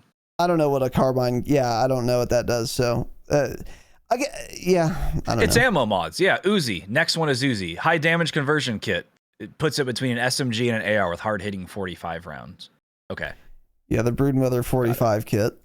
So that. Yeah, it's exactly as we expected. Whatever. It changes Jack the gun, Annihilator but it's not bullpup kit. So this makes an LMG a bullpup LMG instead.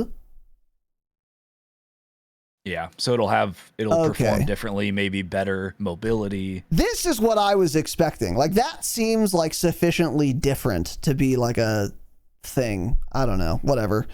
The XRK IP. How many? Dude, it's a serial number.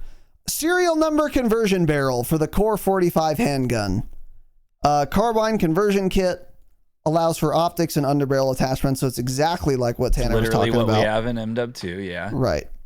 And then the Jack Ferocity carbine kit for the Renetti handgun. Again, it just makes a pistol into like a little bad SMG, a poorly performing SMG. I think you said the S word. SMG, yeah. Did you say the S word earlier as well? The what? The S word. No, why? I think you did. No, I didn't. I think you may have. You dropped an F-bomb earlier. Did I? Yeah. When we were going over the other blog post, you said it one time. Oh, no. But you can say, it sounds like you can use them a few times. It's just you can't use it throughout. Can't get crazy. Yeah, you can't get crazy. Yeah. Yeah, so this Renetti one seems to be the most interesting to me. This actually really changes the whole look of the gun. Mm-hmm. But yeah, I don't know. Yeah, these aren't transformative, I don't think. So I could see some of these maybe being good in like Warzone, for example. Like this, if there's something for an LMG that's insane, that gives you close to the same mobility as an AR with like a 75 round drum mag. Something like that could be good in Warzone. But I think for the most part, these are just, it's just the newest yearly gimmick that most people won't even use. Right.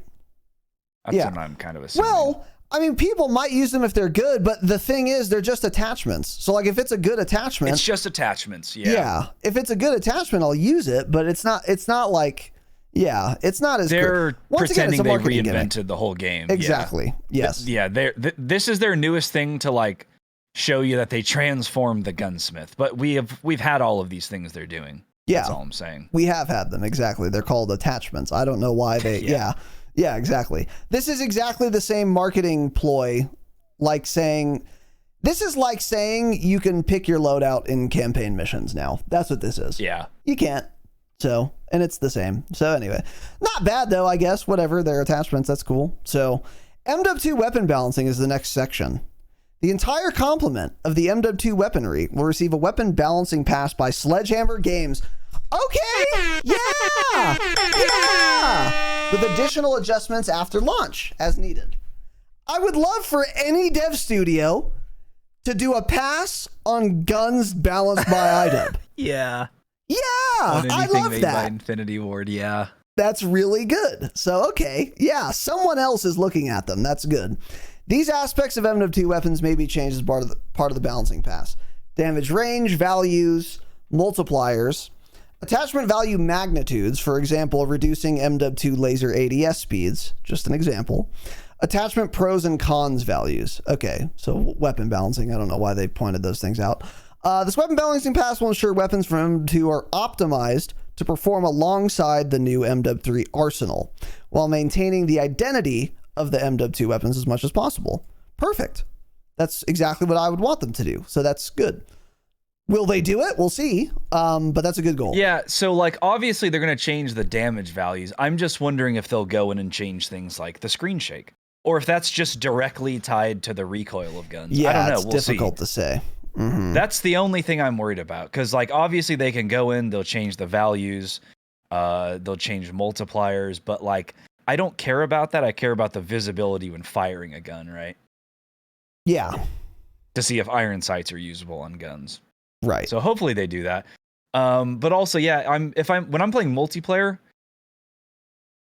let's be clear, I'm never once using an MW2 gun in MW3 multiplayer, because I'm getting the mastery camo maybe, and I'm never playing it again. So this is big for Warzone though, if these guns perform well. True. Yeah, true. Very true. So, I wonder how this will impact Warzone actually, because they are. Where did they say the screen shake absolute? I really strongly doubt they literally said we're removing. Yeah, absolutely. You've been spreading a lot of fake news today.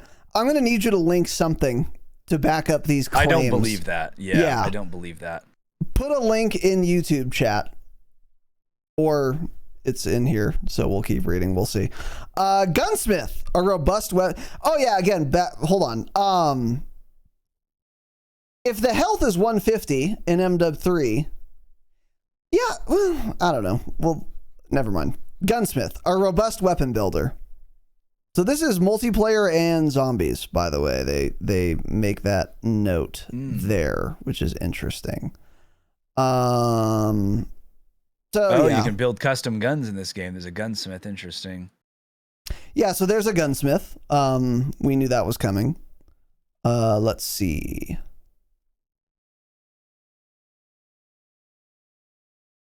Yeah, gunsmith stats. That's where we are. Yeah, so this is the first interesting thing. They're just describing what the gunsmith is, like we haven't had it for 4 years. Based on community feedback, Sledgehammer Games has removed the weapon tuning feature present in MW2 and has made further improvements to make Gunsmith easier to use. This change to weapon tuning applies to both MW2 and MW3 weapons that utilize modifications. This has been a big topic on the TL, by the way. Most people are pleased about this. I'm most people also, because weapon tuning was not done well, so we don't need it. And ultimately what it ended up being was everyone would use the same attachments in MW2 and they would weapon tune each attachment the exact same way as everyone else because it only made sense to tune every attachment in one direction or another. It was very obvious. So there would be a muzzle, and if you slide the slider left, it'll increase your damage, bullet velocity, and recoil control. And if you slide it right, it'll lower your fire rate. Well, obviously, I'm going to tune it to the first direction, the left. Everyone's obviously going to tune it that way. So when you have weapon tuning never being a real choice between do I want more speed or more recoil control, whatever. That was never the decision. It was always so obvious where you should tune any attachment. And if it's going to work that way, then all you're doing effectively is making me do more work every time I build a gun. Because now I have to pick the attachments that everyone uses and also tune them in the only way that possibly makes sense to tune them. So you're just wasting my time with all of the weapon tuning. If every single time I tune an attachment, it's the same way and everyone else does it the same way every single time also, just remove them. Because now you're just making people do work for no reason. Weapon tuning could have been well done to where I pick a barrel and I have to either have meaningful ADS time or meaningful recoil control. I have to pick one or the other and tune in that direction. But unfortunately, that was never the dichotomy. That was never the choice. So if weapon tuning is going to be ubiquitous, then yeah, just remove it because it just takes time. It's dumb. And it didn't make drastic changes, but I just felt like I had to do it because it was there. It's like if you increase damage range by tuning on an AR, it would literally increase the damage range by like 1 meter, maybe. Yeah. So it was just... And then, you end up tuning all your guns the same, so it's annoying. It's like I have to build my gun, put my attachments on, like, oh, let me waste my time going through and tuning just because I feel like I have to because it's there, even though none of it really matters that much. Yeah, true. And then it's also led to bugs. How many bugs throughout the year have we had that we didn't know also about? True. Hey, the underbarrel tuning was bugged for 3 weeks before they finally fixed it. What other bugs have we had the whole year? Was tuning an optic for close also ruining your damage range by 5 meters? Like, there were probably so many little bugs tied to that, because the devs are incapable of making anything work, that I would just for sure rather have it gone. Yeah. And also on SMGs, I was running frangible rounds only because it unlocked the ability for me to tune for damage range. When I don't want to run that attachment, whatever hollow point does, or whatever one I was using on SMGs, I didn't want the effect it gave me. Yeah. I just wanted to put literally anything there so that I can tune for damage range to get an extra 2 meters of damage range, which does kind of matter actually for SMGs. But it's like you're making me pick an attachment I don't even want just because weapon tuning is in the game, and you don't know how to implement weapon tuning in a way that makes sense. So yeah, it was all bad, and I'm glad it's gone. Yeah. Hard to balance too, and it would be even harder to balance with 2 games worth of guns in the game too. So yeah, I'm glad it's gone. Yeah. Hey, plus no more 5 screenshots every time some guy posts his meta build. That's the same as some other guy's meta build with tuning on Twitter. I don't have to look at 5 screenshots, clutter at my feed. Praise the Lord, War Z will no longer be posting tuning builds. I'm so excited. Yeah. There's a lot of good things about this. And by the way, every single person I've seen talk about this says this is a good thing, except for literally just Jake and Bandit.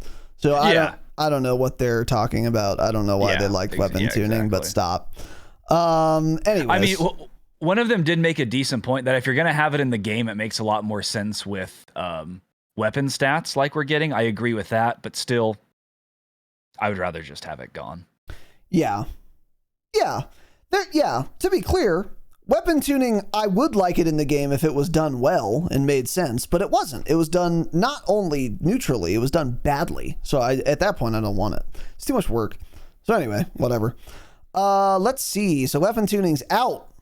That's good.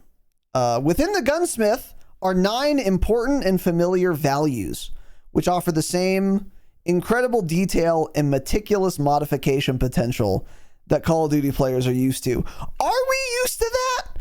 Are we used to incredible detail and meticulous modification potential? I'm not used to incredible detail. I've been playing an Infinity Ward title for the past year. Let me be clear about that. Yeah. I'm used to incredible lack of detail and ambiguity. That's what I'm used to. I'm not used to incredible detail, but let's move on. Each aspect of an armament's performance is related to the following stats. So basically what this sounds like they're saying is, these are the things that we're going to talk about in the gunsmith menu for pros and cons. So for example, in MW2, there is aim stability, and also aim recoil control, and also vertical gun kick, and also vertical gun recoil control, and also recoil control. And there one are of too them many. didn't do anything. And a couple of them did nothing. Hey, and you can tune for that. The thing that did nothing, right? Correct. You could also tune for that. Great system. True. Exclusive Ace pointed that out a week into the game. True. Jake, nice cope, by the way. Don't believe ya. Don't believe ya, plus burger smoothie. So don't say, oh, I have perfect counter arguments, but I'm not going to say recoil them. smoothness. Stop. That's what did nothing. Yeah. Yeah, recoil smoothness. Yeah. So anyway, you, Jake. Let's go. Jesus, man. Yeah, gotta reach for that one. Okay, so here are the things that they say are going to be in the gunsmith. Damage. Cool. Fire. Yeah, these are all obvious. We don't even need to read them. It's well, not no, like they're MW2. not, because there are only 9 rather than 100 like are in MW2. I think that's worth pointing out. Damage, fire rate, range, accuracy. Okay. So here, this is one thing. This one's interesting. Yeah. The spread from hip fire in degrees and how resistant to flinching while firing you are while employing the weapons. Cool. That's actually a good stat to have. And it is different than recoil control, which is the next one, the guns kick, obviously. Mobility versus handling. Okay. Mobility, how quickly you can generally move, crouch, and move, sprint, tack sprint, and ADS while using the weapon. Versus handling is the ADS speed, reload quickness, sprint to fire speed, and weapon swap speed. So again, before the game launched, I already know how the gunsmith works in MW3 better than MW2. By the way. Because we never, ever got written down anywhere what recoil smoothness did. That wasn't written in the game, in a blog post, in a tweet, on a website. It wasn't written down anywhere. That's why no one knew what recoil smoothness did. But already, before this game even launched, I'm getting detailed explanations for what things do, and they make sense. Awesome. Great. It's cool that there's a game development studio developing the game, unlike the last game we played, which was not developed by a game development studio. I don't know what IDub is, but they don't develop games. So it's really nice to have one. Anyway, rounds. The number of individual pieces of ammo the weapon can fire before reloading is needed. Okay, sure. And then reserve Thanks for ammo. telling us, at least. That's nice of them. Yeah, I'm glad you told us. Yeah, glad you so cleared that it's, up. I don't know. It's looking more and more like Absolute spread some fake news. I don't know. I haven't seen anything about the screen shake yet. Yeah, and we will see. permaban them from chat if they don't mention it. We will be doing that. So not yeah, much more Absolute. Yeah, We'll see we here, will. buddy. Yeah. So we'll see. But we're still waiting on that link and or it being in here. But anyway, yeah. So if these are the only things that are in the gunsmith now, that is all we need. I don't think anything here is missing. I could argue I'd like vertical and horizontal recoil control as 2 separate things in game, but maybe they are going to be in game and they just don't describe it. Wait, this is already fake. Yeah, that's what I'm trying to look at too. That's what I don't understand. Look at the screenshot. Aiming idle stability, firing aim stability. These things weren't listed. Yeah, they're already lying to us. Yeah, So I don't know. Yeah, that's unfortunate. So there's probably going to be things that are listed as pros that we don't know what they do, like recoil I mean, they're smoothness. obvious though too, like aim walking movement speed. So maybe that's what they mean. I don't know. These ones are obvious, so if they keep them obvious and they actually are accurate to what they do, then that would be fine. But yeah, there's a bunch of them. Firing, aim stability, aiming idle sway. Yeah, they lied. So they're already lying. Yeah. I'm a little skeptical. But anyway, maybe it'll just be more obvious, like vertical recoil control, horizontal recoil control. Yeah, that's what you would hope for. But I guess we'll see. So, pros and cons values. Additional details been added to pros and cons of every weapon attachment. Each pro and con has an additional chevron icon to the left of each description, showcasing the following. A single chevron is a minor pro or con, up to a triple chevron, which is a strong pro or con. Okay, sure. So if it's like one little chevron for ADS speed, then as a pro, one green chevron, it makes you ADS a little faster. If there are 3 chevrons, it makes you ADS a lot faster. That makes sense. It's the same thing as Vanguard. Vanguard used the +1, +3, +5. They just changed it. So definitely a lot better than MW2, which is just this is a pro, this is a con. Smile, a lot of times there would be 4 more cons that they didn't list because they probably didn't know they existed. Correct, yeah. And then the pro would be like plus ADS speed for one attachment and then plus ADS speed for another one. But the first attachment makes it 5 milliseconds faster. The second one makes it 150. And you didn't know because it just said pro ADS speed. So it's good that they have that there. So that's good. And then a polygonal arrow is a new function of the mod. So that's obvious. And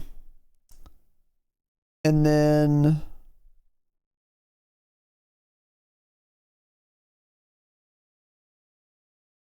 yeah, okay, this is all obvious. So like some muzzles, they're going to have the description undetectable by radar or flash concealment. And then some ammos are going to have like bullet pen or explosive impact or whatever. Okay, got it. That's all pretty standard stuff. They're also going to tell you if a scope has glint or not in the optics category. I don't think, not sure if that was true in MW2 actually. And it's looks like it's going to show to what degree it has glint, which is good as well. I don't know if it worked, but I know it did like small glint or medium amount of glint or something. Something was listed for them, I know. Yeah. And then show details is coming back, which people are very excited about. So you can press a button when you're looking at a gun or attachment, and instead of just chevrons or the stupid little graph, you can actually get detailed stats. For example, if I equip this optic, my ADS speed will be 260 milliseconds instead of 251. Or my sprint to fire speed will be 220 milliseconds. Or my hip fire spread will be 2.6 degrees per S. I don't know what S means. Whatever. Flinch resistance, 0.2 newtons. That's cool. Bullet velocity, 710 meters per second. So we're getting literal numbers now, again, in conjunction with these attachments. This is fantastic, obviously. And we're getting something we've never seen before, not even in Vanguard. Damage. Headshot damage, 44. So you can tell how many bullets damage in to Vanguard, kill. really? It didn't show any damage like this, no. That's weird, okay. Upper torso damage, 37. So you get to see how many bullets to kill your gun is. That's really cool. And it shows target flinch. So this gun inflicts 0.7 newtons of target flinch. Wow. Nice. Incredible. Numbers, one question I have on the damage thing here is, I'm not doing 37 upper torso damage at 5,000 kilometers. So I wonder what they mean by this. I wonder if damage only means within the first damage range, or if there will be more details on that. Also not, yeah, because also I saw some people point out, oh, they're removing limb damage in MW3. Like, no, they're probably not. It's just not in the screenshot for some reason. Yeah. Because it just says upper torso and lower torso, so there's obviously things missing. And that is look how big that damage category is. Obviously, there is room for a lot of damage profiles, so for some reason, I think it doesn't show there. I don't know. Maybe it's because he's looking at an optic, so that's what changes. I don't know. As well. But I'm certain limb damage is staying. There's no way they remove that. For sure, 100%. And by the way, no matter what, even if damage doesn't show me different damage ranges, only one damage range, guess what? This is still way better than any gunsmith details we've literally ever had, so I'll take it. So it long looks as they're really accurate. clean too. Like Vanguard had all the info, but it was all dog. I feel like Vanguard also had more dog info poop. than this, It was overwhelming. This seems to be a good amount. The UI is clean for it, very easy to read. I just remember being excited for Vanguards, and then I never used it because it was, I mean, I swear there were like 80 different numbers on there. Like, it was too confusing from what I remember. So this is cool, much easier to read, and I think people will really actually utilize this. Yeah, for sure. For sure. So this is awesome. And then you can filter weapon stats in the gunsmith too. So like if I want, it's like, okay, I have this LMG and I want attachments that increase my handling and mobility. I can check both of those, uncheck everything else, and then filter it. And it'll show me only those attachments. This doesn't really matter, but it's cute. Yeah. I'll take it. Guess it'll be nice since we'll have so many attachments. Also, there's a filter for locked and unlocked attachments. So I wonder if, like, when the gun is like weapon 1, if we see every attachment it's going to have, it's just they stay locked. Because that's not always the case. A lot of times they're hidden until you get to certain levels. Yeah, that's cool. So that's fine. That's good. Weapon tuning removal, we talked about that, and then that's it. So I'm gonna look for the word shake. I've searched that. I've searched screen shake. I don't know. I think it's just a psyop. Visual. Jake also said in chat it said that. I don't know if he was referring to that. I'm not sure. Okay, let's see. Absolute, tell me where to go to see. Yeah, we're being lied to by chat, guys. No, Absolute does this a lot. So I'm going to hold his feet to the fire. Absolute, where in this blog post or anywhere does it say they're reducing the screen shake of MW2 guns? Where does it say that? Tell me where. I'm going to check Twitter because I know they had tweeted a couple things out. Oh, Jake was talking about separate. Okay, never mind. Jake was talking about something else. Yeah. I'm looking at their tweets because they tweeted some things differently. Call of Duty did, at least.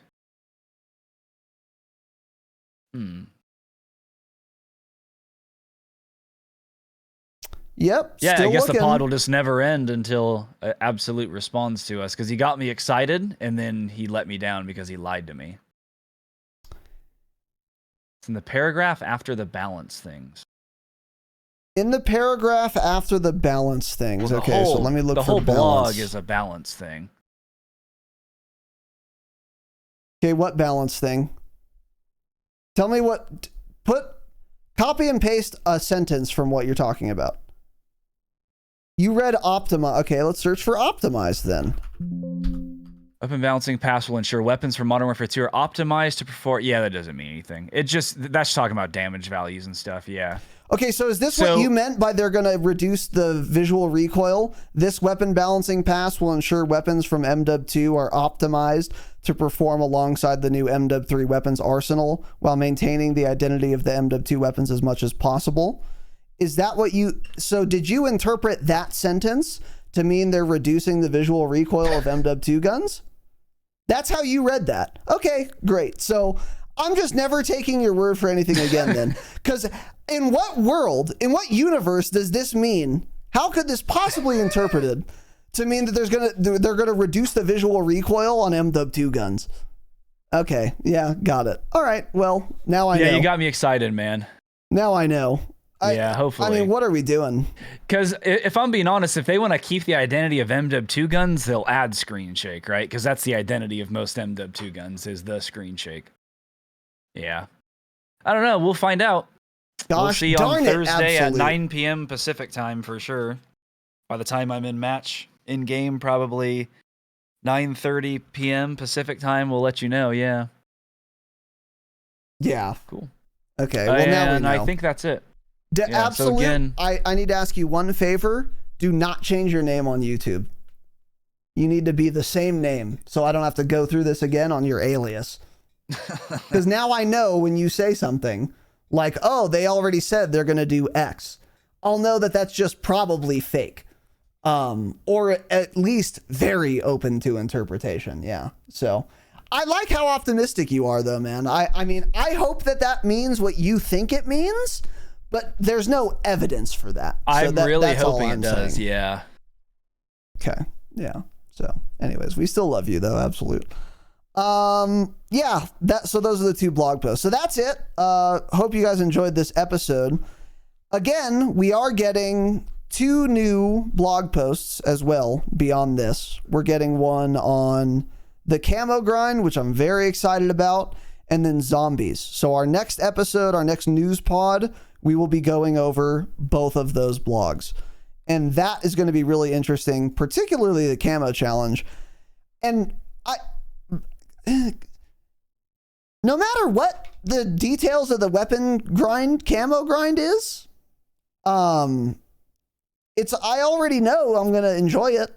Won't have to do a riot shield, and we'll only have to do 1 launcher. Very excited. Very excited about that. Hopefully we're not spreading fake news. I don't know how we could be, but man. Yeah, I don't know. Yeah, hopefully we're not pulling an absolute. Yeah. But we'll see. So we'll talk about those in our next episode, whenever that will be. Keep your eyes on the schedule. Overall, though, for this blog post in particular, this all looks really solid. Gunsmith's way better. The selection of guns is fine. I don't care that there aren't as many aftermarket parts or a marketing gimmick, but that's fine. And I really like that they're removing weapon tuning and they're building the gunsmith better with more details to make more sense. That's really cool. So yeah, very excited. Oh, give me MW3, baby. Woo! Woo! Woo! Yeah, but that's it. We will see you guys next week. Once again, at the Dropshot Pod on Twitter. You can find our schedule there because it will probably be different next week since it's launch week. We may or may not do a gameplay stream. If we do, we will tell you by Monday. And then you can also join the Discord, and our schedule is posted there every week as well. Patreon.com/thedropshot. Thanks for watching and listening. Stay humble. Stay humble, guys. Remember, we love everyone. Everyone is equal. We love the earth. We love humans. Have a good day.